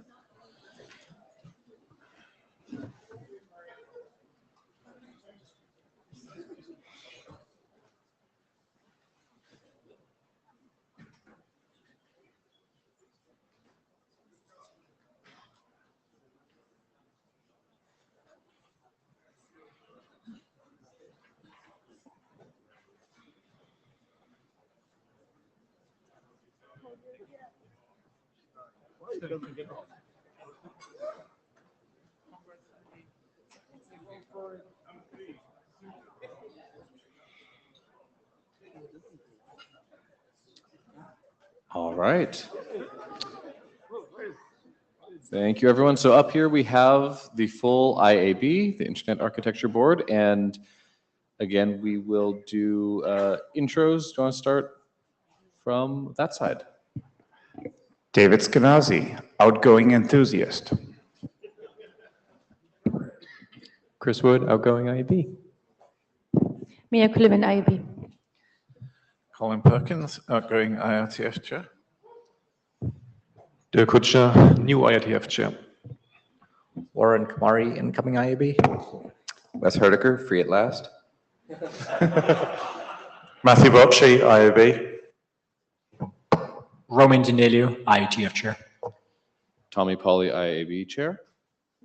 Tinhu IAB. Alvaro Rotana, IAB. Colin Jennings, continuing fluffy. Dhruv Thodi, continuing IAB. Suresh Krishnan, continuing IAB. So as with the ISG, we do have a number of outgoing members this year. They will also get a plaque to all of them. And I'll just say a brief word about each of them, and we thank all of them very much for all of the contributions and service and time that they've put in with early meetings or late meetings, or whenever that is for them. Alyssa, I think, is not on the call right now because it's more important for her to be asleep right now, given the time. But it was really wonderful to have her back on the IAB. She was IETF chair when I had started on the IAB, and it was great to have her expertise. And even in the short time that she was back on with us, she had a really huge impact helping arrange things like the AI control workshop. So many thanks to her. We also have Wes, our DNS expert and expert in so many other ways. And I'm glad we could find a Warren to help continue some of that DNS expertise, because there are times when the IAB gets a request to approve something that needs a lot of DNS know-how, and it's great to have an expert on here. So we appreciate that. And David is our primarily AI-generated meeting summary enthusiast. You all are missing out on some real gems of emails there. So hopefully he can bless you with some of that content in other fora. I'm also going to miss having my doppelganger on the IAB. And Chris, you're a great privacy and security advocate and expert, and thank you for your passion for doing the right thing always. And also Colin, as the IRTF chair, has been a great part of the IAB, helping us and guiding us in our discussions, and you have left big shoes to fill, and luckily Dirk is going to be a great addition as well. So thank you. Let's give a hand to all of them.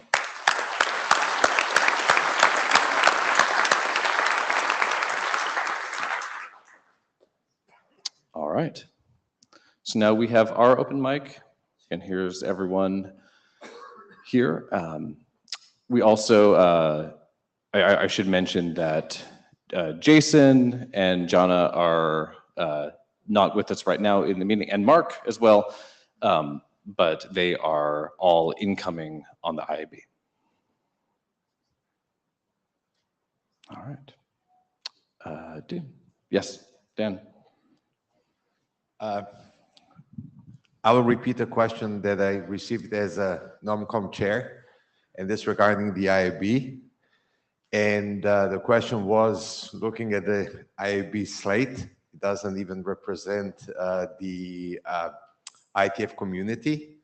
And what will we as a NOMCOM do in order to address this issue in the future? And you as an IAB as well. Yeah. So I think, partly that is what we get from the community of who is volunteering and how that goes through NOMCOM, but hopefully on the IAB we can make what we are doing very visible and have transparency, and hopefully encourage everyone in the community who is interested in this type of work to join that. I guess if anyone else would like to speak up. Can I add to that, Tommy? Please. So thanks for the question, Dan. I think Well, we definitely have a pipeline problem. The only reliable pipeline we have to the IAB is from the ISG, and that's really not that great. But we need better. And what I will say to the community is it's not a hard job. Like, you might need to get good at memes or some other things, but honestly, if anyone wants to contribute and spend a little bit more time to work on IETF and get to know how it works, give it a try, put your name in. Like, I did that, did it for 2 terms, 4 years, and learned a lot. So anyone who's sitting in this room right now could do it. And it was really not a big time commitment. So you should all consider it. Thank you. Yeah, I would like to add to that. I mean, I've served on the ISG and the IAB, and the IAB is definitely more fun. No, because maybe some of you don't know exactly what we're doing, but that's, you know, the fun of it. We can actually define what we're doing. We can actually look at some of the hard technical problems, and and we need different expertise. So if anybody's interested, I'm really happy to talk about this. Please come and see any of us and talk to us. All right, thank you. I think Matt is next in the queue.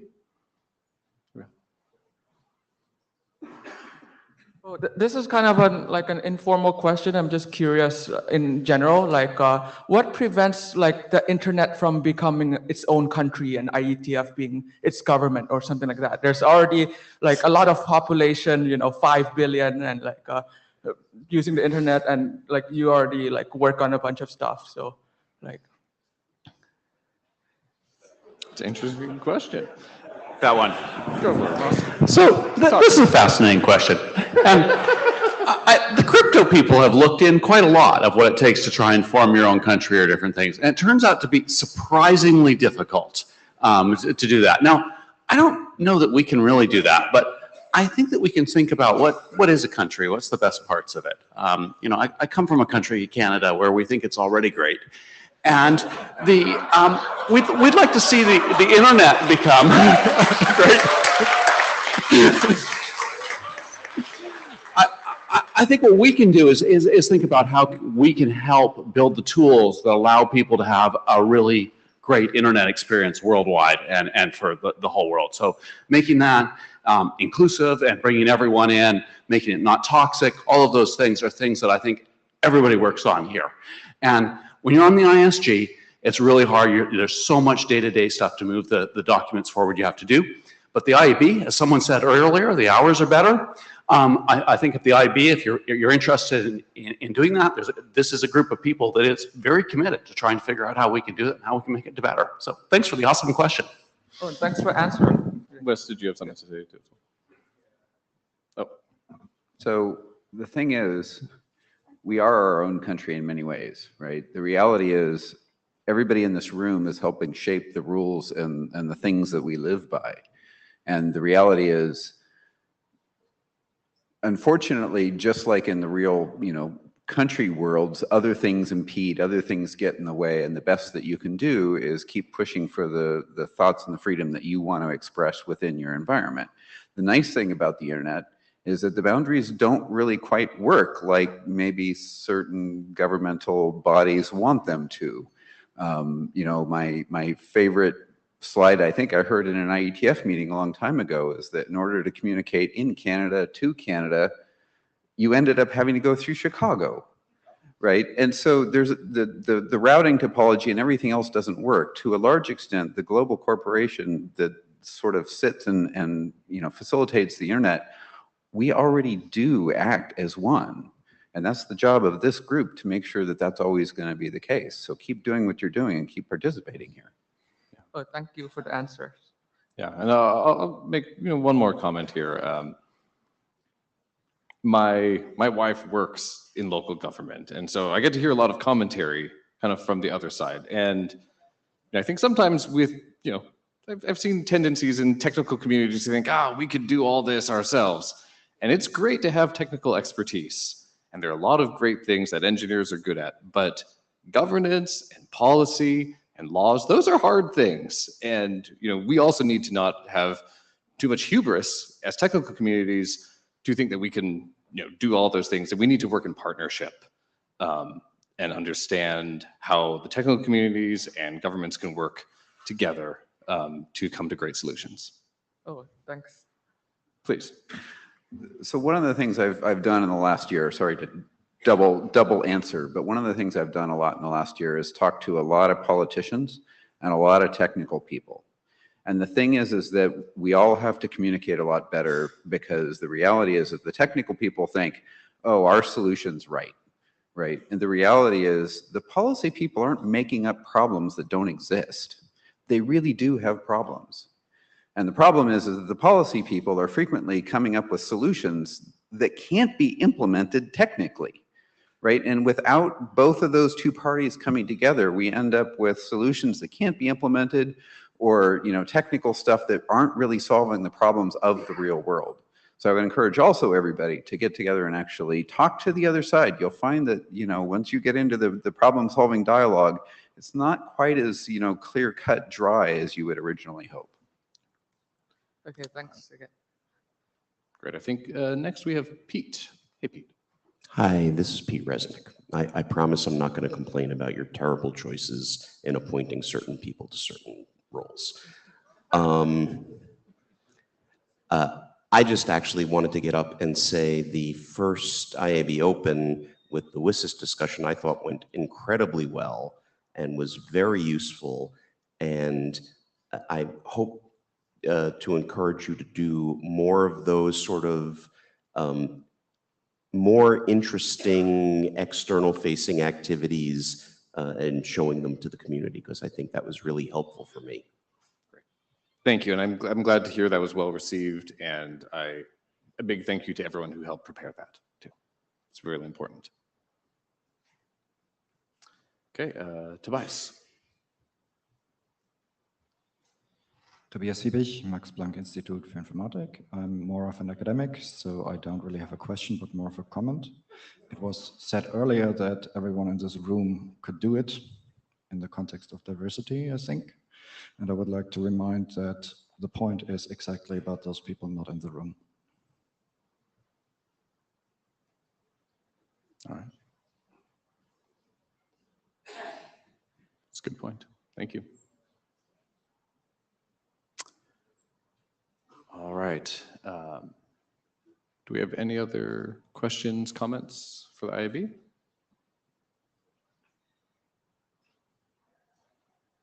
Okay, going once, going twice. All right, thank you all. And next up, I believe we have the LLC.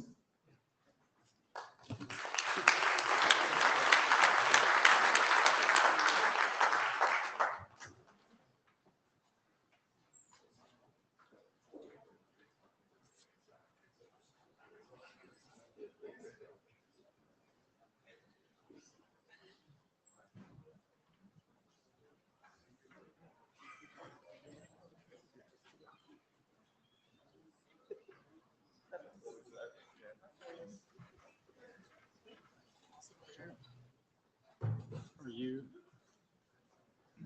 always on the left? Right. I thought you were running this, but I'm doing that. Thank you.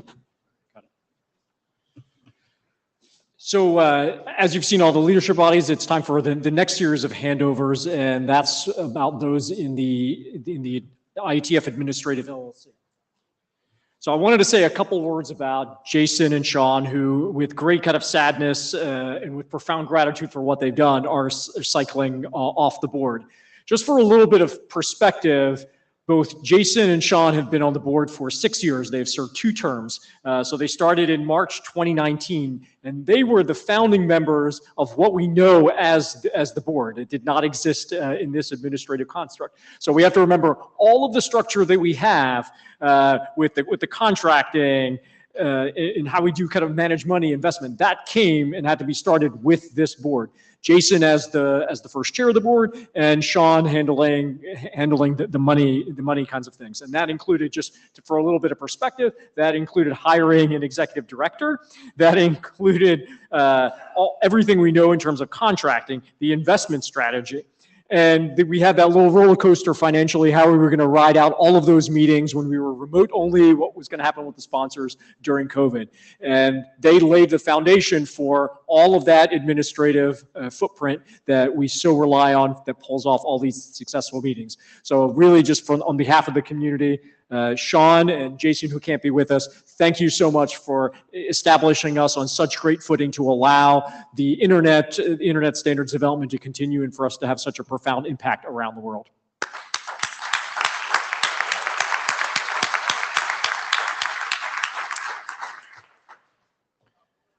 So with that, we have 2 new members of the board, and we will continue with our tradition of dot passing.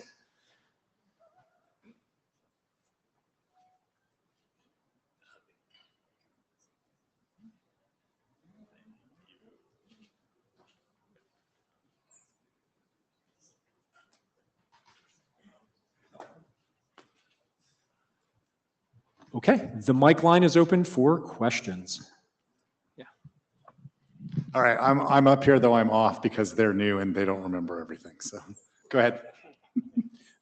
This is Barry Lieba, and if the second person in the queue would get up, it's actually my question's directed toward Dayon. I picked the least crowded stage to use an open mic to the NomCom chair because there doesn't seem to be a way to do that. So you had said that it's difficult, that a lot of the things that NomCom does are difficult, and one of them is all the interviews during the meeting, the November meeting, that keep you away from the community and the other IETF work. Why does the NomCom these days persist in doing face-to-face interviews rather than doing them online? We are not. Good. Oh. So this is something that is not being, one of the processes that is not being defined. We do in person. We also do over the WebEx.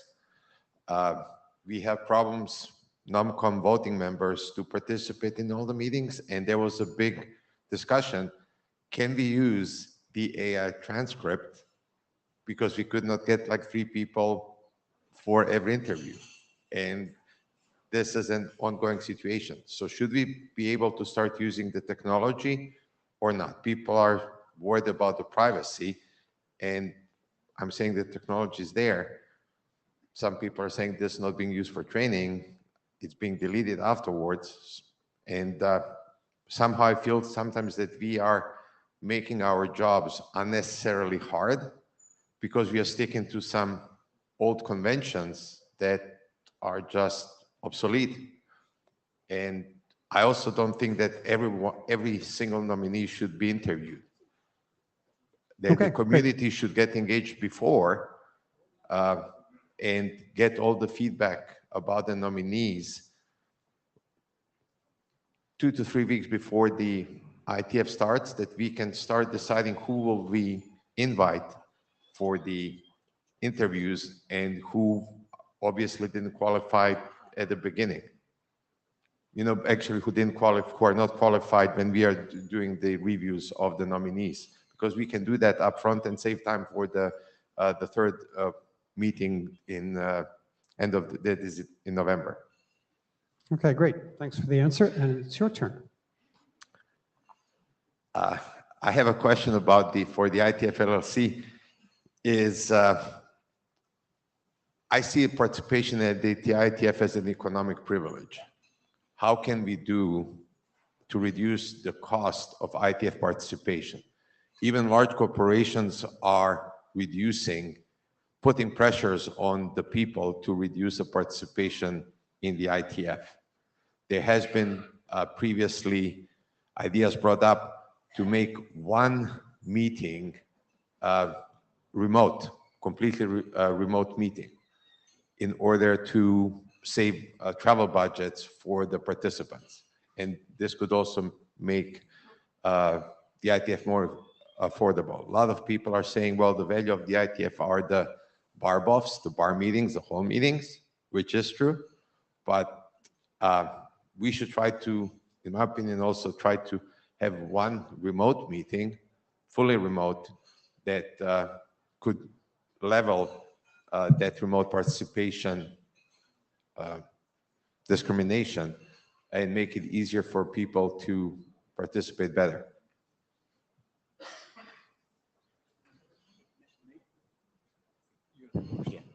Right. So you saw Roman's figures before, right? It was around 40% people like they are remote only. So what is the problem exactly? Not all remote, or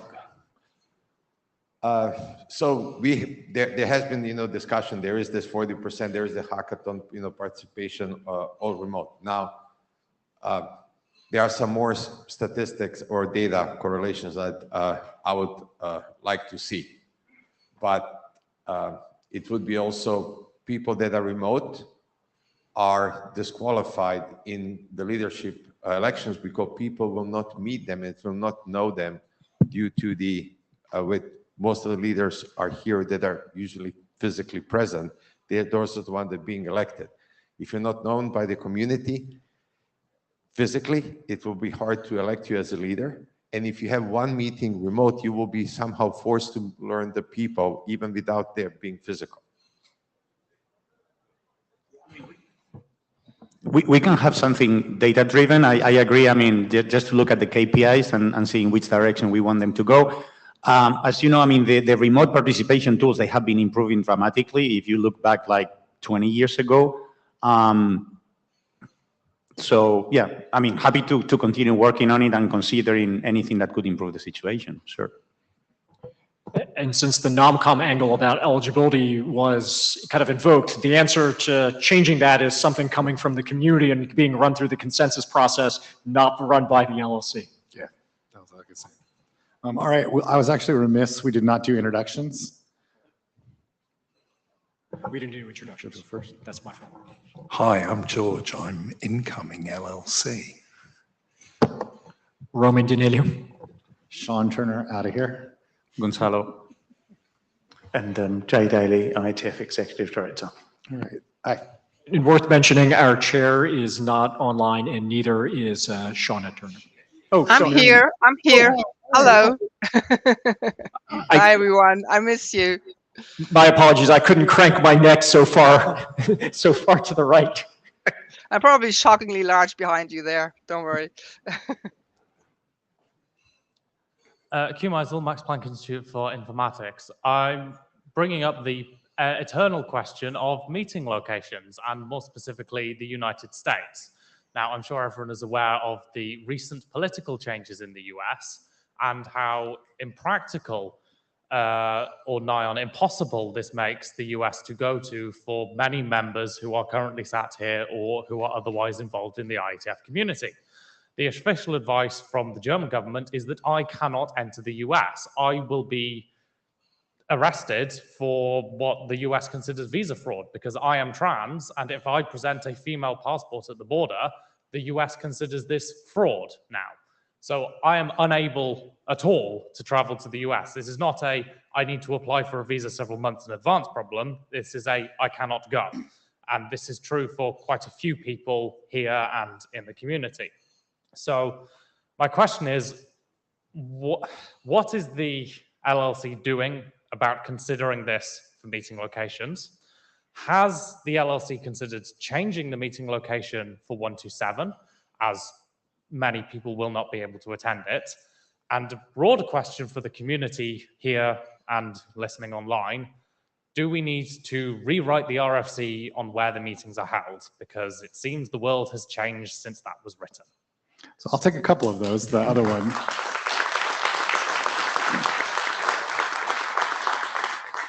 The last one I can't. So what I can say is that obviously we constantly consider meeting locations. As of the 5th of March, we had not decided. We decided not to move the San Francisco meeting. It's already been moved a couple of times. Moving it will be a financial difficulty. So, but that is going to be taken up in the retreat that's going to happen. So I'm out, but the new people will consider what's going to happen. I mean, that's the truth, right? That's all I got to tell you, exactly the truth. You have decided not to move it, or you have not decided to move it. as of the 5th of March was to not move it. Okay. It will be discussed again, I'm sure. Okay. Yes, go ahead, Jay. So the other thing is that the situation in the US for visas and other things is by no means clear and is changing constantly, Yes. as we are aware. It's exceptionally difficult to plan when something is announced one day, turned back the next day, re-announced the next day, turned back again the other day, and then changed the next day. You're aware. So that level of planning is very difficult. It's also very difficult when the evidence that we have about the way that people are treated is very specific to one or two individuals so far. It's complicated. It makes it very, very difficult for that level of planning. So we need to see more data for the board to be able to make a better decision about this. Things need to settle down a little bit, because if it's acting on what are suspicions or what are individual, potentially small number of actions, could be, quite problematic. So that's, we need to get further down the road. I would argue the fact that things are changing day by day and even hour by hour is evidence enough that the US cannot be in consideration for a meeting location. Yeah. We heard you. Thank you. Thanks. Mohammed. No, there it is. Hello, everyone. My name is Karim from Comoros. This is my first participation at IETF meeting. I really appreciated the openness and multi-stakeholder model you are applying in IETF. I have a small question. Why meetings are not planned in Africa? I saw a lot of location, North America, Asia, and Europe, but none in Africa. Why any meeting can be done in Africa? Thank you very much.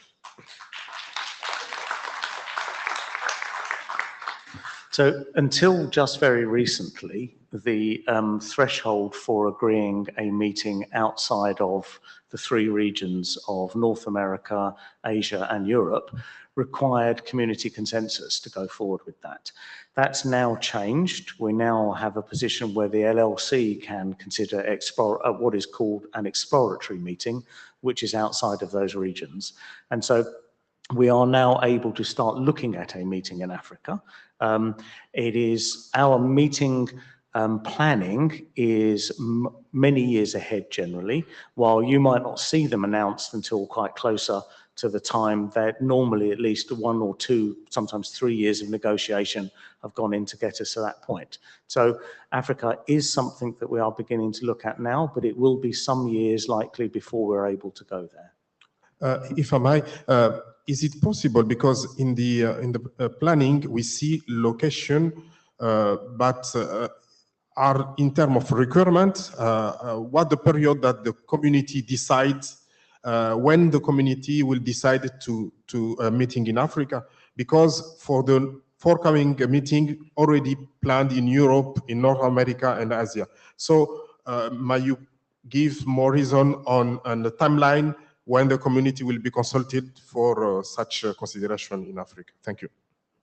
So there is, it is no longer a community decision. It is an LLC decision, but it does require engagement with the community and discussion with the community. So, there's still a strong community aspect to it. We are not yet, so we have started having conversations with people about where we might meet in Africa and what that would entail and other things, and whether or not we can have a viable meeting there, because and viability meaning both commercial, financial viability and viability of the standards process, which is something that the IESG determines. So those conversations are still at an early stage. So that's why we have not yet identified any particular meeting that could possibly be held in Africa. Thank you. Tobias.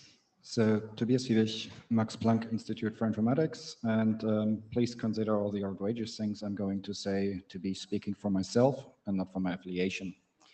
So we earlier heard one of my students speak, and I personally do not really feel comfortable with the response, because it felt a bit like deflecting, appeasement, and it raises a question in me what responsibility for one's staff means.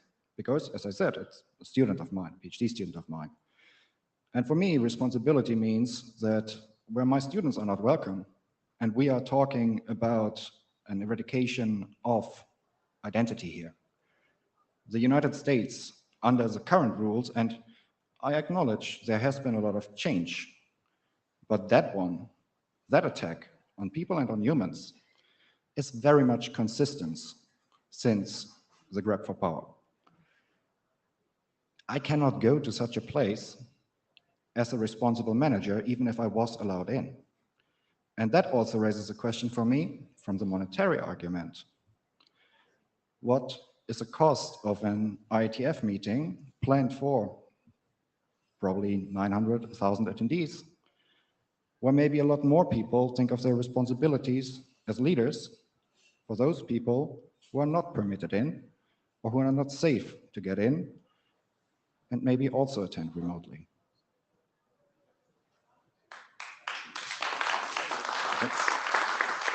Thank you. Jim? Jim Reid, thanks very much. I've got a couple of comments to make. This whole issue around the choice of venues for meetings is an incredibly hard problem. And I think most of the people that are in the floor here probably don't have a full appreciation of the difficulties, unlike the folks that are sitting on the podium right now. But first of all, I'll start with a flippant remark. We had a colleague here from the Comoros ask why we don't go to Africa. Well, I would love to see an IETF meeting in Africa, and I think we've just found a local sponsor for that meeting. I would just see all the question of choosing venues for meetings because of the problems around the immigration laws and how frequently they change and so on. Some of the difficulties here are intractable, particularly for the LLC, because you're going to book a hotel for a venue perhaps 1-2 years out from now, sign a contract, and that contract will have heavy penalties if you do not honour the contract by cancelling the location. And in that situation, the IETF's in a bind. If the rules change and people can't come, what does the IETF do? Can they walk away from the venue and take $1 million, $2 million hit?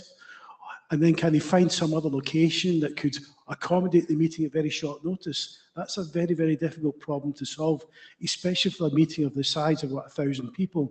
It's not easy to say, oh, we can just shift from, let's say, from San Francisco to Montreal and do it overnight in a heartbeat. It won't work that way.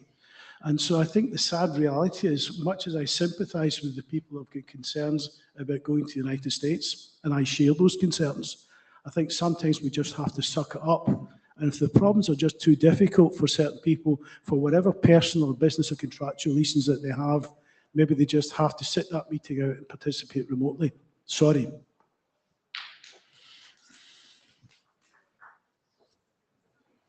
Ted.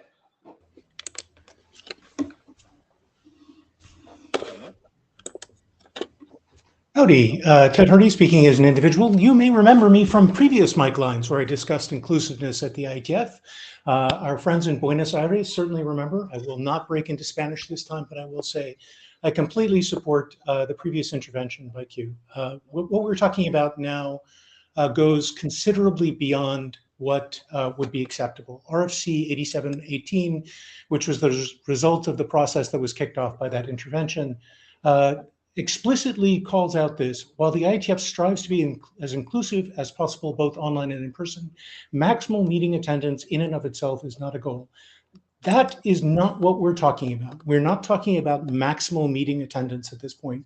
We're talking about whether or not striving to be inclusive allows us to meet in a place which deliberately harms the rights of large classes of people. This is not just about trans people, although it would be fine if it were. This is about all women. The reality is that the access to healthcare to women who are pregnant or might become pregnant in the US is severely compromised because certain things are no longer permitted. And this does not matter where in the US you are. It means that the access to the due process of law for people who hold valid visas is not being respected at the border. We cannot claim to strive to be inclusive and to continue to look at a venue which does not guarantee those things seriously. There is a point made in the thing that if this costs money, I believe it was Randy Bush said he'd put up 1K, I'll match it. We can fundraise around this if we need the money. This is more important than that.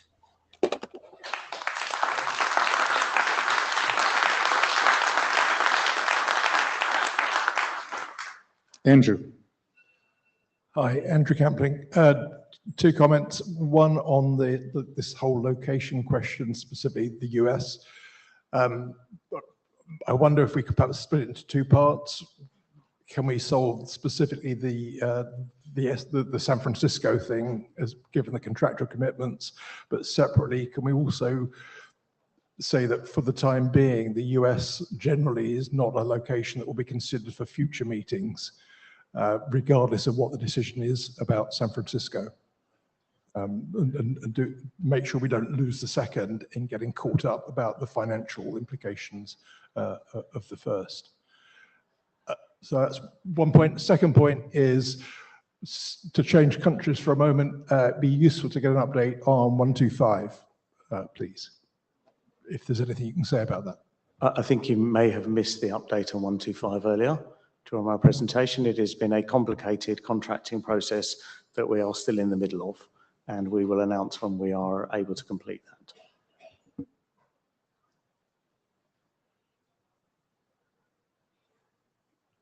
Dean? The community feels safe as each member of the community feels safe. We cannot exclude any single person and saying it, oh, it doesn't matter. And if we are really led primarily by potential loss of money, I think it's better to stand by our principles than, bowing down to the pressure of the money. And ask, the community at the end, this is the issue, and we would like to put our principles ahead of the financial considerations. This is something that you as the LLC should be asking us and not making the decision based on the, on the data that you have. Ask us before you make some of those decisions. It would be a monetary loss, and I can tell you there are some people, we discussed that, some of us would be willing, to put our, mouth where, to walk the path that we are talking about. Okay.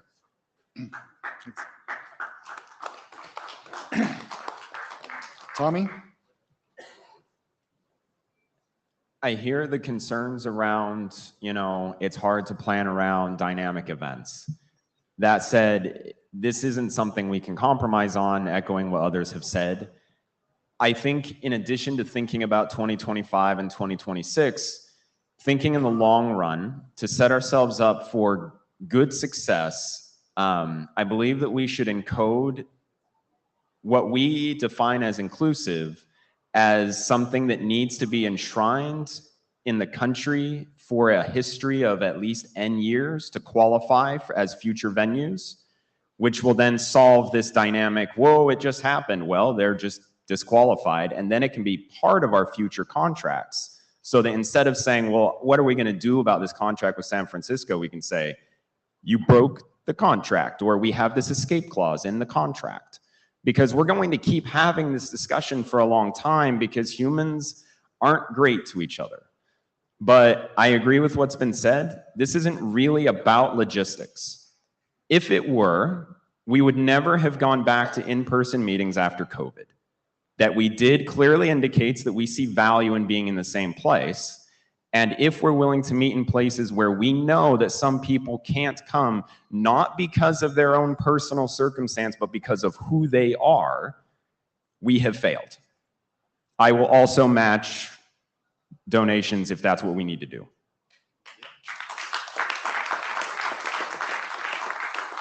Suresh?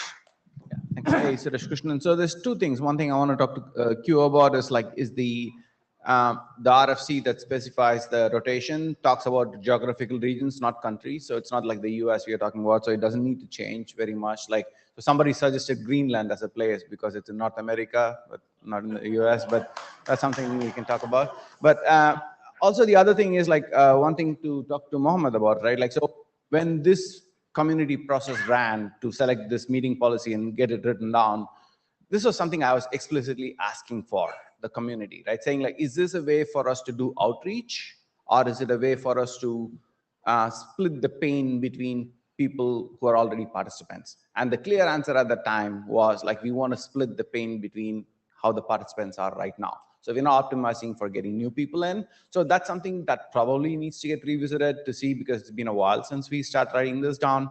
But the goal was really to take the participants, make their travel pain and time zone pain, and distribute it across the set of people. So I just wanted to point that out. Like, if that changes, that's fine. Like, but that's something that was not explicitly a non-goal when we wrote that down. Thanks.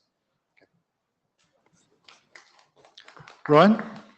Hey, so first I want to thank Ted for, there's a saying, you should put your money where your mouth is, or put up or shut up. And I want to thank Ted for putting up. Second, I think for splitting the decision about whether we do this particular meeting in San Francisco or not, and the future meetings. For the future meetings, I previously proposed previously mentioned that Mexico and Costa Rica have visa policies which are pretty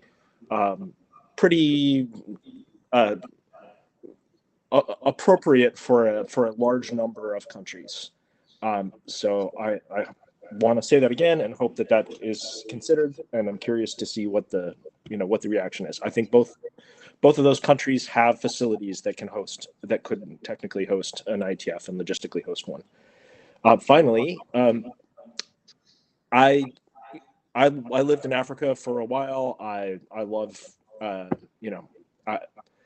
I would love to have an IETF in Africa. I think that it's a big lift, but I think that what I proposed last IETF was, what if we have a regional African hackathon that's sponsored by the IETF?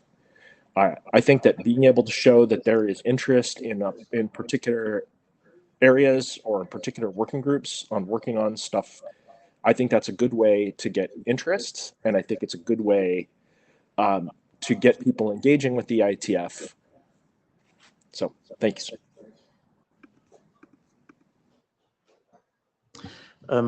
So, Rowan, in response to Mexico, firstly, we have looked at Mexico thoroughly, and we have not identified any venues that are suitable for us there. The main issue being that those type of venues generally expect people to come and have an all-inclusive stay rather than the type of setup that we have. So it might appear that there are venues of the right size and those things, but the terms under which you can get them are not suitable for the type of meeting that we have. I don't think we would want that kind of meeting. We have not looked at Costa Rica before now. Now that, because it is outside of the regions, and so until recently that was under the old policy that required community consensus to look at that. So now we can start to look at those things, but that has not been one of our priorities to look further within South America at the moment. So, and if we were to look there, I think we would probably be looking at a country like Chile for a variety of other reasons, why we think that might be more suitable. So that type of process, looking broader, is something we need to go through. Just one other thing I just want to remind people about, may have forgotten, that when we met in Vancouver recently, we had a very large number of people coming from Asian countries who are unable to get visas. The world is a very complicated place when it comes to going to these type of things. I understand that the US is going through a period of turmoil and changing significantly, but the set of countries that might meet an ideal standard is extremely low. We would largely be meeting, in a country in Europe 3 times a year if we wanted to do that. we have and now that is something the community could agree, that's fine. We have a policy set out that we need to distribute the pain in some ways. And there are, subtleties and there are real principle considerations within that. But it is going for something that entirely fits our principles is simply not generally possible unless we make a very, very bold decision about that. And this is something that is actually likely to get worse as well. So we have to be careful about any decision we make there, not to box ourselves into a corner. So I'm not suggesting we shouldn't go that way, but if the community needs to think about that, there is a depth of conversation that needs to be had here, I think. I had two things I wanted to say here, one of which is I had a participant in one of our working groups who said they couldn't go to Singapore because being gay, they could be arrested in Singapore. The law was on the books. They didn't feel safe going to Singapore. There will always be cases like that. The other thing, speaking about cancelling San Francisco, as if it is an unrelated to the rest of the world act, I've run organizations before that have failed to fulfill their commitments, and it doesn't just have that one commitment. I took over after we'd failed to fulfill a commitment. We had issues booking venues afterwards because we were no longer a reliable, trustworthy entity. And I'm worried about that for the IETF as well. If we cancel, what does that do for our ability to book other locations and be trusted as a reliable booker? Jean-Frederic? Yeah, Jan-Fred, speaking as complete individual, I think one point that we should think about is how much comfort we are willing to give up in order to not go to meeting locations where not all of us can participate. So I completely appreciate how much effort it is to plan a conference with 1,000 people. It's immense what you do here. It's great. You provide a great meeting experience, but if cost is a concern, then maybe changing venues to venues that cost less, maybe involve walking from one building to another because they are adjacent but not in the same building for working group sessions, not having it in a big conference hotel, but a conference center where the hotel is a few minutes away. Maybe that can reduce cost. Speaking as an organizer for a conference for student representation committees, so we have roughly 250 people attending. It's a fourth of what we have here, and obviously not the same requirements. And I mean, we're students, so we sleep in a gym in sleeping bags. I don't want to have you sleeping in sleeping bags. You can have a hotel, but maybe that is a way to reduce cost, especially in view of the San Francisco meeting, because I will not attend there as well. So the costs are actually the other way around. A conference hotel like this is considerably cheaper than a conference center. Effectively, they give us the space for free because you are subsidizing that through the rooms that you rent here. With a conference center, we have to pay outright for the conference center, and that is a much more expensive way forward. So we do that where we need to for certain places, but if we're talking solely from the cost perspective, this is by far the cheaper method. Okay, thanks for that. I didn't know that. Yeah, it's also multiple contracts because you have one for the conference center and one for the hotel. It's slightly more complicated. Minor point, but still. Tobias? Tobias Friedrich, speaking very much for myself and acknowledging that I might be getting a bit frustrated.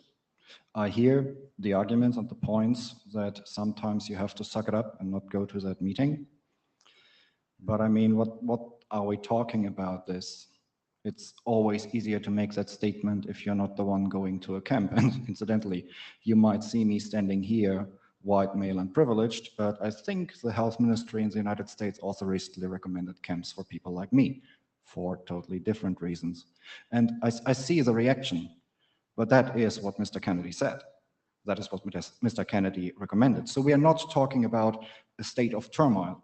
We are talking about the United States going through something which puts it for many people, for many members of our community, in a severely dangerous situation comparable to the situation in many other countries where I'm pretty sure the IETF would not consider going.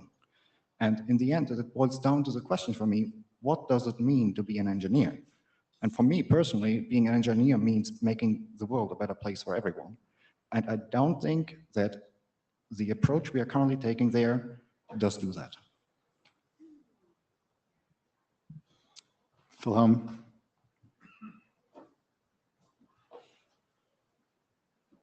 Yeah, I think that there are two issues here. The first is, what do you do after 127? I would, for one, would be extremely disappointed if there was an IETF 130 in the United States.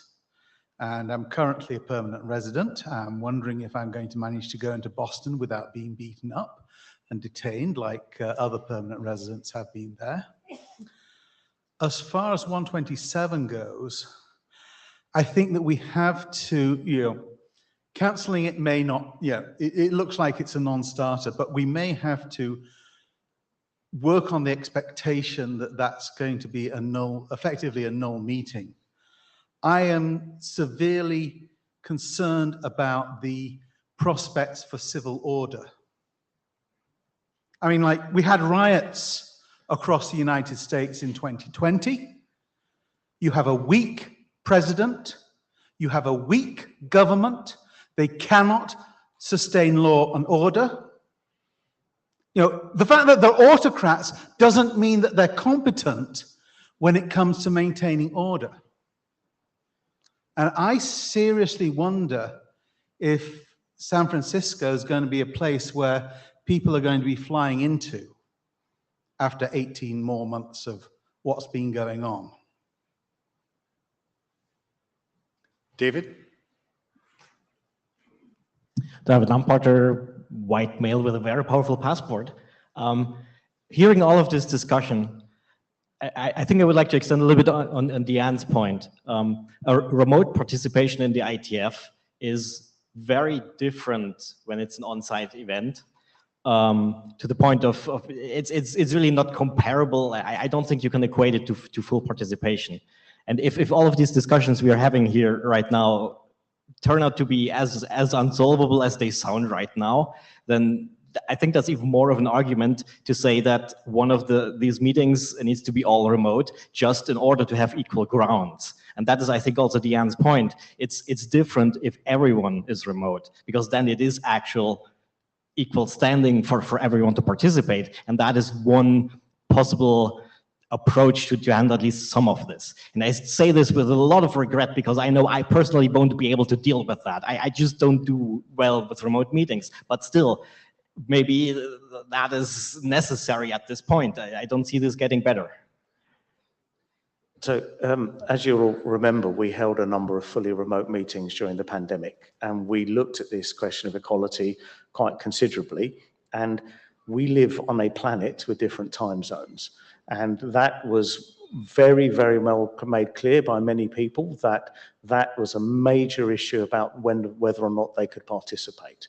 The other thing was many people explained about their personal circumstances that meant that they could not have somewhere where they could work from at home or easily or other things. So I understand that there are, that is a different type of thing that attempts to level people by going fully online, but it is a very long way from putting everybody on an equal footing.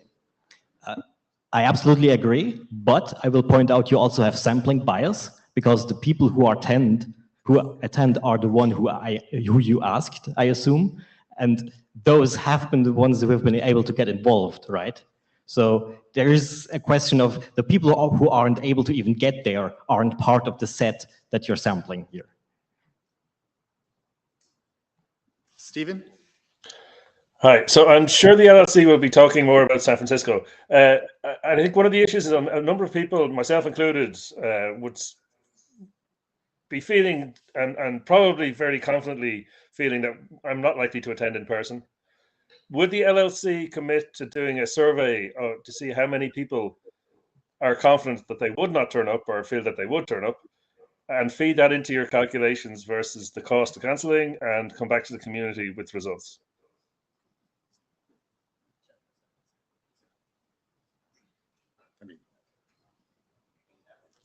It is a question. I'm no longer on the LLC board, so I'm hesitant to commit them to it. I think that's a reasonable suggestion. As Sean said, I think a number of questions ago, that at the retreat, we're going to really think about what's happening with the meeting. That's reasonable input for us to consider. So, okay, so again, I'd ask that the LLC commit to asking the community to get some data as to how many people currently plan not to turn up in person, because given the remote fee waivers, surely that will feed into the financial calculations as well, right? Yes, that is true. Tommy? So thank you, Sean, for committing the LLC to doing that. It's not what I did. A couple things. I think Warren was the one who mentioned something in chat that I think was worth bringing to the mic line, which is, you know, maybe this just means we do have a strongly restricted set and we repeat venues. I mean, is that, we talked earlier, or it was raised earlier, that the intersection of our current guiding principles of we spread out across the world versus we pick locations that are fully inclusive of our demographics will be an empty set. Maybe we should ask ourselves that hard question about which is more important. Spoiler alert, I think inclusion is more important. I get money is a thing. I think we should be budgeting to do what it is we think is important. And I understand the wisdom in doing a survey and seeing the mentality of the room, but I am honestly, does it really matter what percentage of people are being excluded or being discriminated against? Yes. No, it doesn't. It absolutely doesn't matter. I think one of the important things to remember here is that the sets of people who are excluded do not necessarily overlap in the way that you might expect. Yeah. There is a very, up until now, there has been a very, very big issue with people, say, from Africa, people from multiple Asian countries being able to get visas to come to Europe, any country in Europe, any form of Schengen visa at all, being able to come to many, many countries, you know, in the US and other things like that. And that has been a significant problem of exclusion. And we saw that even in Canada until recently. So I'm not trying to suggest that's the most important dimension, okay? But the problem when it comes to inclusion is that when you look across all of those dimensions and how they affect the people here, it is very, very complicated. There is not somewhere where we can go and say, right, that meets our standards for inclusion. And so I guess what I'm saying is, if that list is empty, we should become an online forum and find ways to do that. I don't think that having us all in person is very rewarding when we look left and right and realize the empty seats are empty, not because, you know, we have our own personal events, hey, I missed this time because, etc. Anyway, I hear what you're saying. I guess what I'm saying is I would rather meet all online and address this problem of, well, how do we help create spaces for people? Maybe we do multi-sites for people. Like, do we have hybrid join with 4 locations? I guess what I'm saying is we're looking at this as, can we deal with the inclusion problem? And I'd rather flip that and prioritize and start with, we have to be inclusive. What traditions do we need to break to get to a point where we can be respectful of each other? Dean? Multi-site and multi-week. Why do we have to be within 1 week? Especially if we are looking to do, or when we are looking across all the time zones. We can spread the time zone pain over 2 weeks across the community. If we are trying to organize an online meeting, we really don't have to have it so highly concentrated, because this is the beauty of the online. You don't have to have everything tightly packed into one, you know, into 1 week, because here we are traveling here and we are all physically present. So if you say it's an online meeting, you can have, oh, we can organize a multi-hub meeting over 2 or even 3 weeks and achieve the same amount of work that we do in 1 week. It would be just differently organized for each one of us. Online gave us much more freedom that we had before, where we had to be physically present versus we can do it virtually. Jim? Thanks. I think this discussion we've been having here has been fascinating, but to my mind, I think we're trying to focus a lot on implementation detail rather than trying to deal with the higher level strategic things that we should be expressing here in our views that we're presenting to the LLC board. We can trust the LLC board to make the right decisions as best they can with information that's available at that time. So the question I would have about this choice of venue issue is really a rhetorical one. Is you make a decision to host a meeting in some location, and then the rules of the game change because, let's say, for example, new visa restrictions come in, something that's completely outside the control of the IETF. And then the question for the IETF is, what do you then do? Do you have your contracts backstopped with a way of not having to pay penalties to the venue, or do you have a backup location sitting lucky in the shadows that can be pulled out of a hat at the last minute if it's needed? These are the things maybe that the LLC could consider, but that's the sort of thing I think we have to really get you guys to work on and come up with solutions for it. I'm not asking you to come up with solutions right here and now, but then you can be mindful of all the concerns about the diversity and inclusion and the costs. I think that's the way to proceed here, and that's the thing I think that I would like to see the LLC focus on. I think that's the more important thing here. Thanks. Matt. Building up on Jim's point, and also my previous mention about why don't we become a country? What if we find an unclaimed piece of land and then we could just own that and then build a city, and we could become a permanent we joked about getting a boat at one point, so that's been thought of and it didn't really work.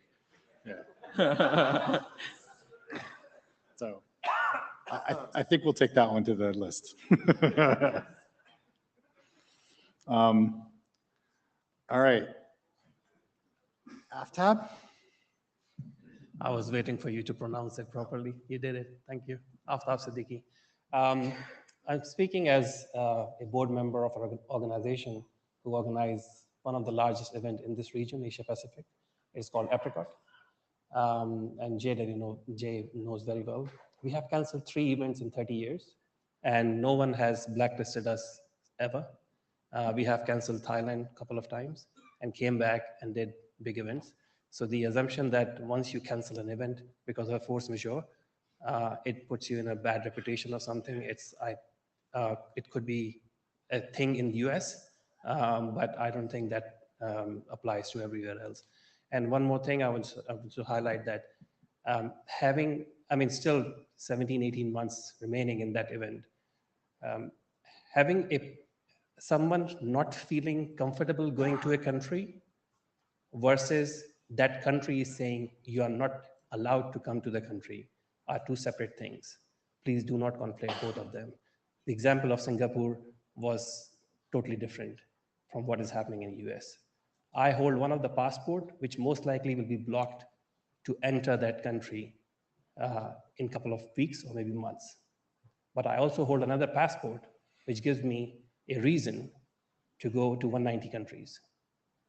Not everybody has that luxury. I have been detained in New York airport for 4 hours with that passport, which gives me access to 190 countries. I have been there a couple of times.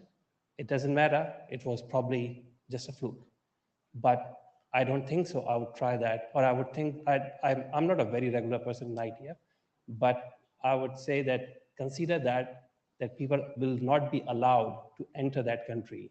It's not a choice anymore for them, whether they feel comfortable or not. If they try to enter, I don't know what's going to happen with them. So please do not conflate a couple of things together. Thank you.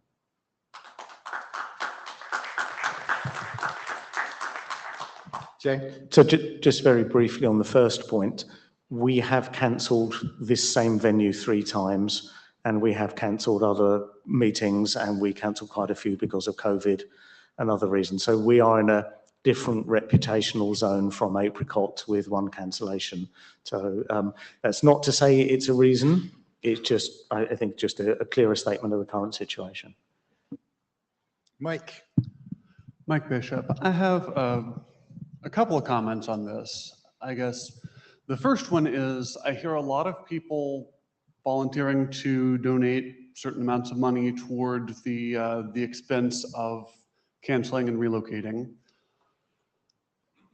I question how much that adds up to versus the actual cost.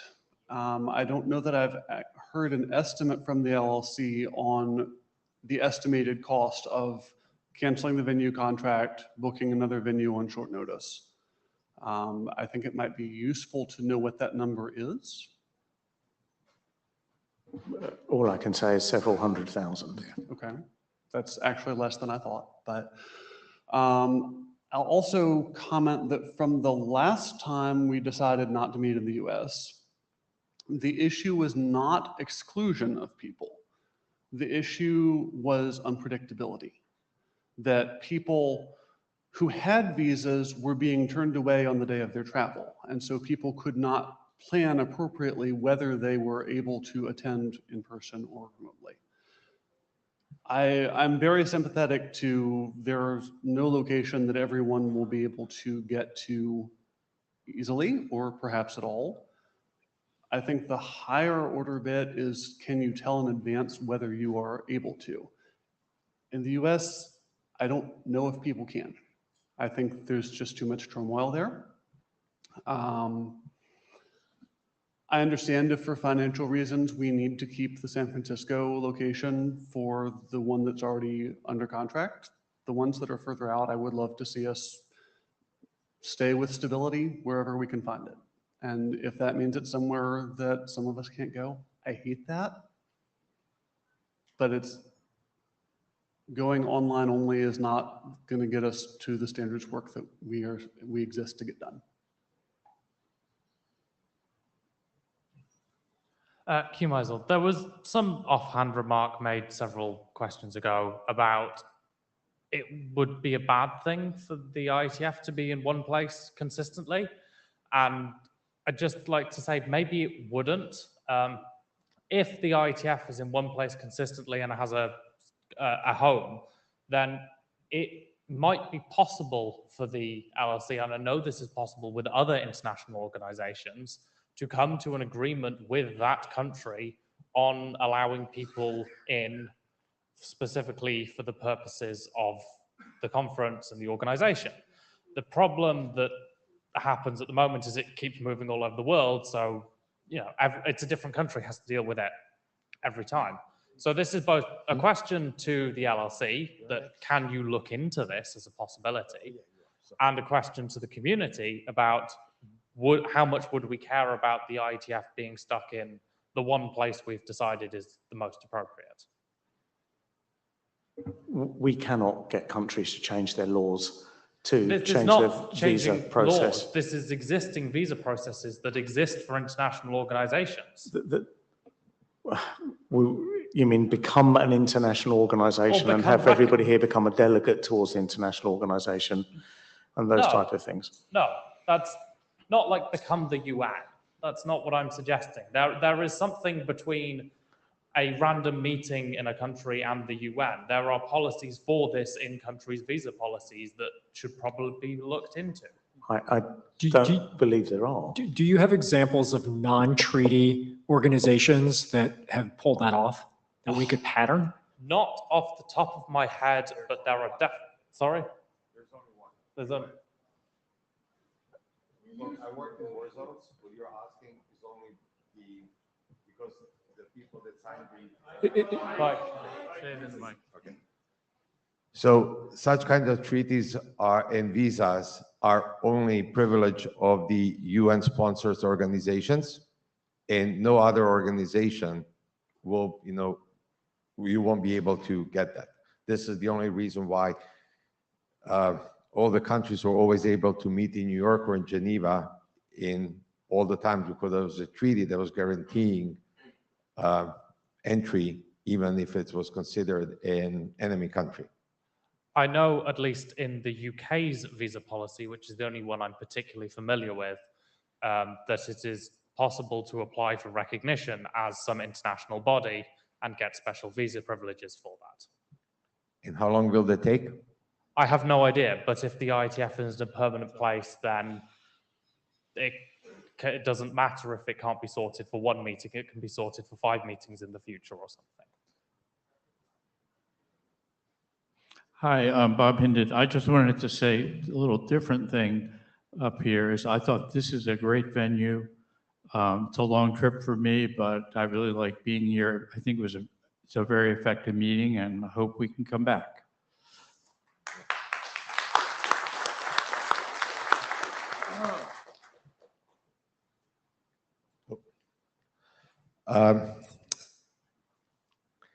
I had the pleasure to go through the secondary in the United States multiple times, although I was the legal resident all the time. And this is one experience that I want to, let's put it this way, anyone to go through. And just to tell you for the comparison, I worked from 91 to 95 in war zones. I've been to 13 different war zone countries, and the experience wasn't differently, and I was used to. But what the impact was on my daughters, this is what kills me. Because how those people treat, how the US customs treat people in the secondary is quite bad. So if we decide to go and do something, and people will come there in the best interest, but some people are being pulled out. So at least in Israel, they'll tell you, we are pulling you out because you look different. In the US, they will pull you out, but they will not tell you because you're looking different. And I don't wish those experiences on other people. And these days, this is happening. They're regularly at the airports I see being pulled out and put them into the secondary. How much more will that continue? I don't know. But that is a real problem that people will have to face.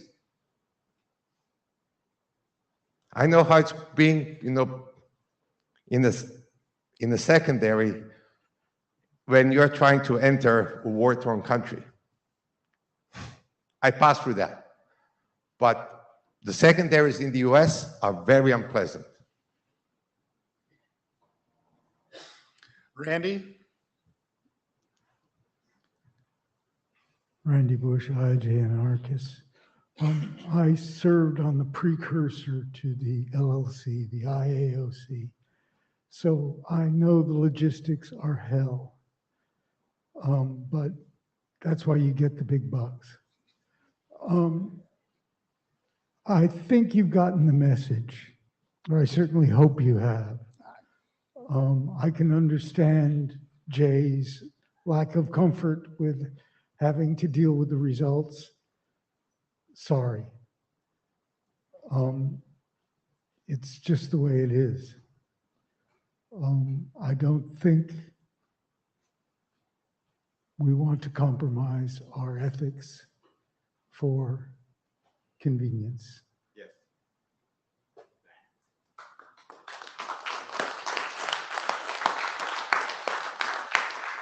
Warren, are you trying to get in the queue?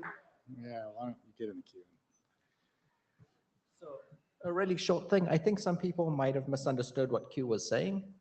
As an example, Canada has a special events liaison unit where you register with them 6 months in advance, and they will help your participants get visas. We are registered with them. Sure. We were registered with them, and people did not give visas to go I'm not saying it solves things, Vancouver. but that was like 30 seconds of Googling. I know a bunch of other countries, like South Africa has a special thing where if you're a conference, you get that sort of thing. You do get much better priority. And I'm not saying it solves everything. We people are always use those processes every single time, and as in Canada, a large number of people could not get their visas to get in.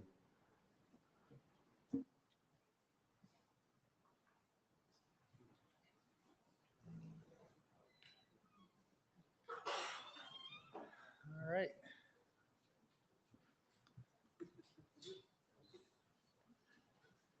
Right. Abhijit Singh. So I just wanted to say, I'm looking at what's going on in the US right now, and think about the fact that there's countries who don't even need visas, like Canada, like Germany, and their citizens are being held in these like random prisons for a couple of days.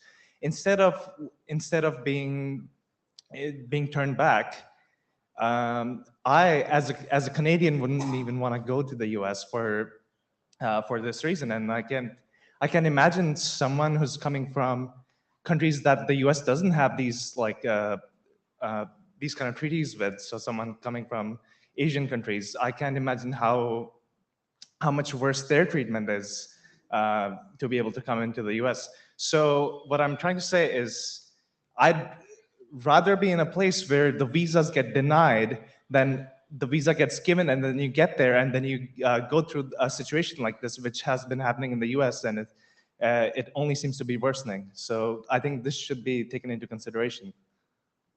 Thank you. Tobias? Tobias Siewich, again, speaking for myself. I do appreciate that in a certain position, it is sometimes important to carefully formulate what position one takes and carefully formulate how it is defended. However, following up on the two previous points, I would recommend to briefly think about how one would carefully formulate informing the community of one of its members, or maybe even an AD or a working group chair, having been detained for, and not only days, in some of those cases, weeks and months, without any real ability or clear perspective on how that detention and when that detention will end, because that will definitely need some very careful wording. All right, we have finally drained the queue. Thank you for coming to plenary and staying this late. Thank you very much.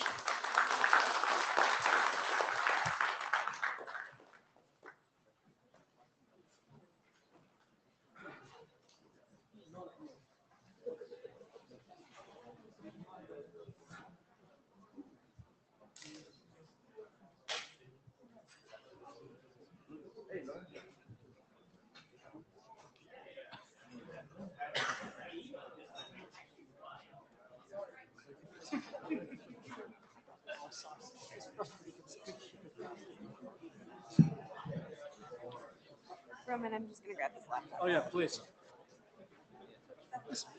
We should do this more. Good news. There will be a chance to do it.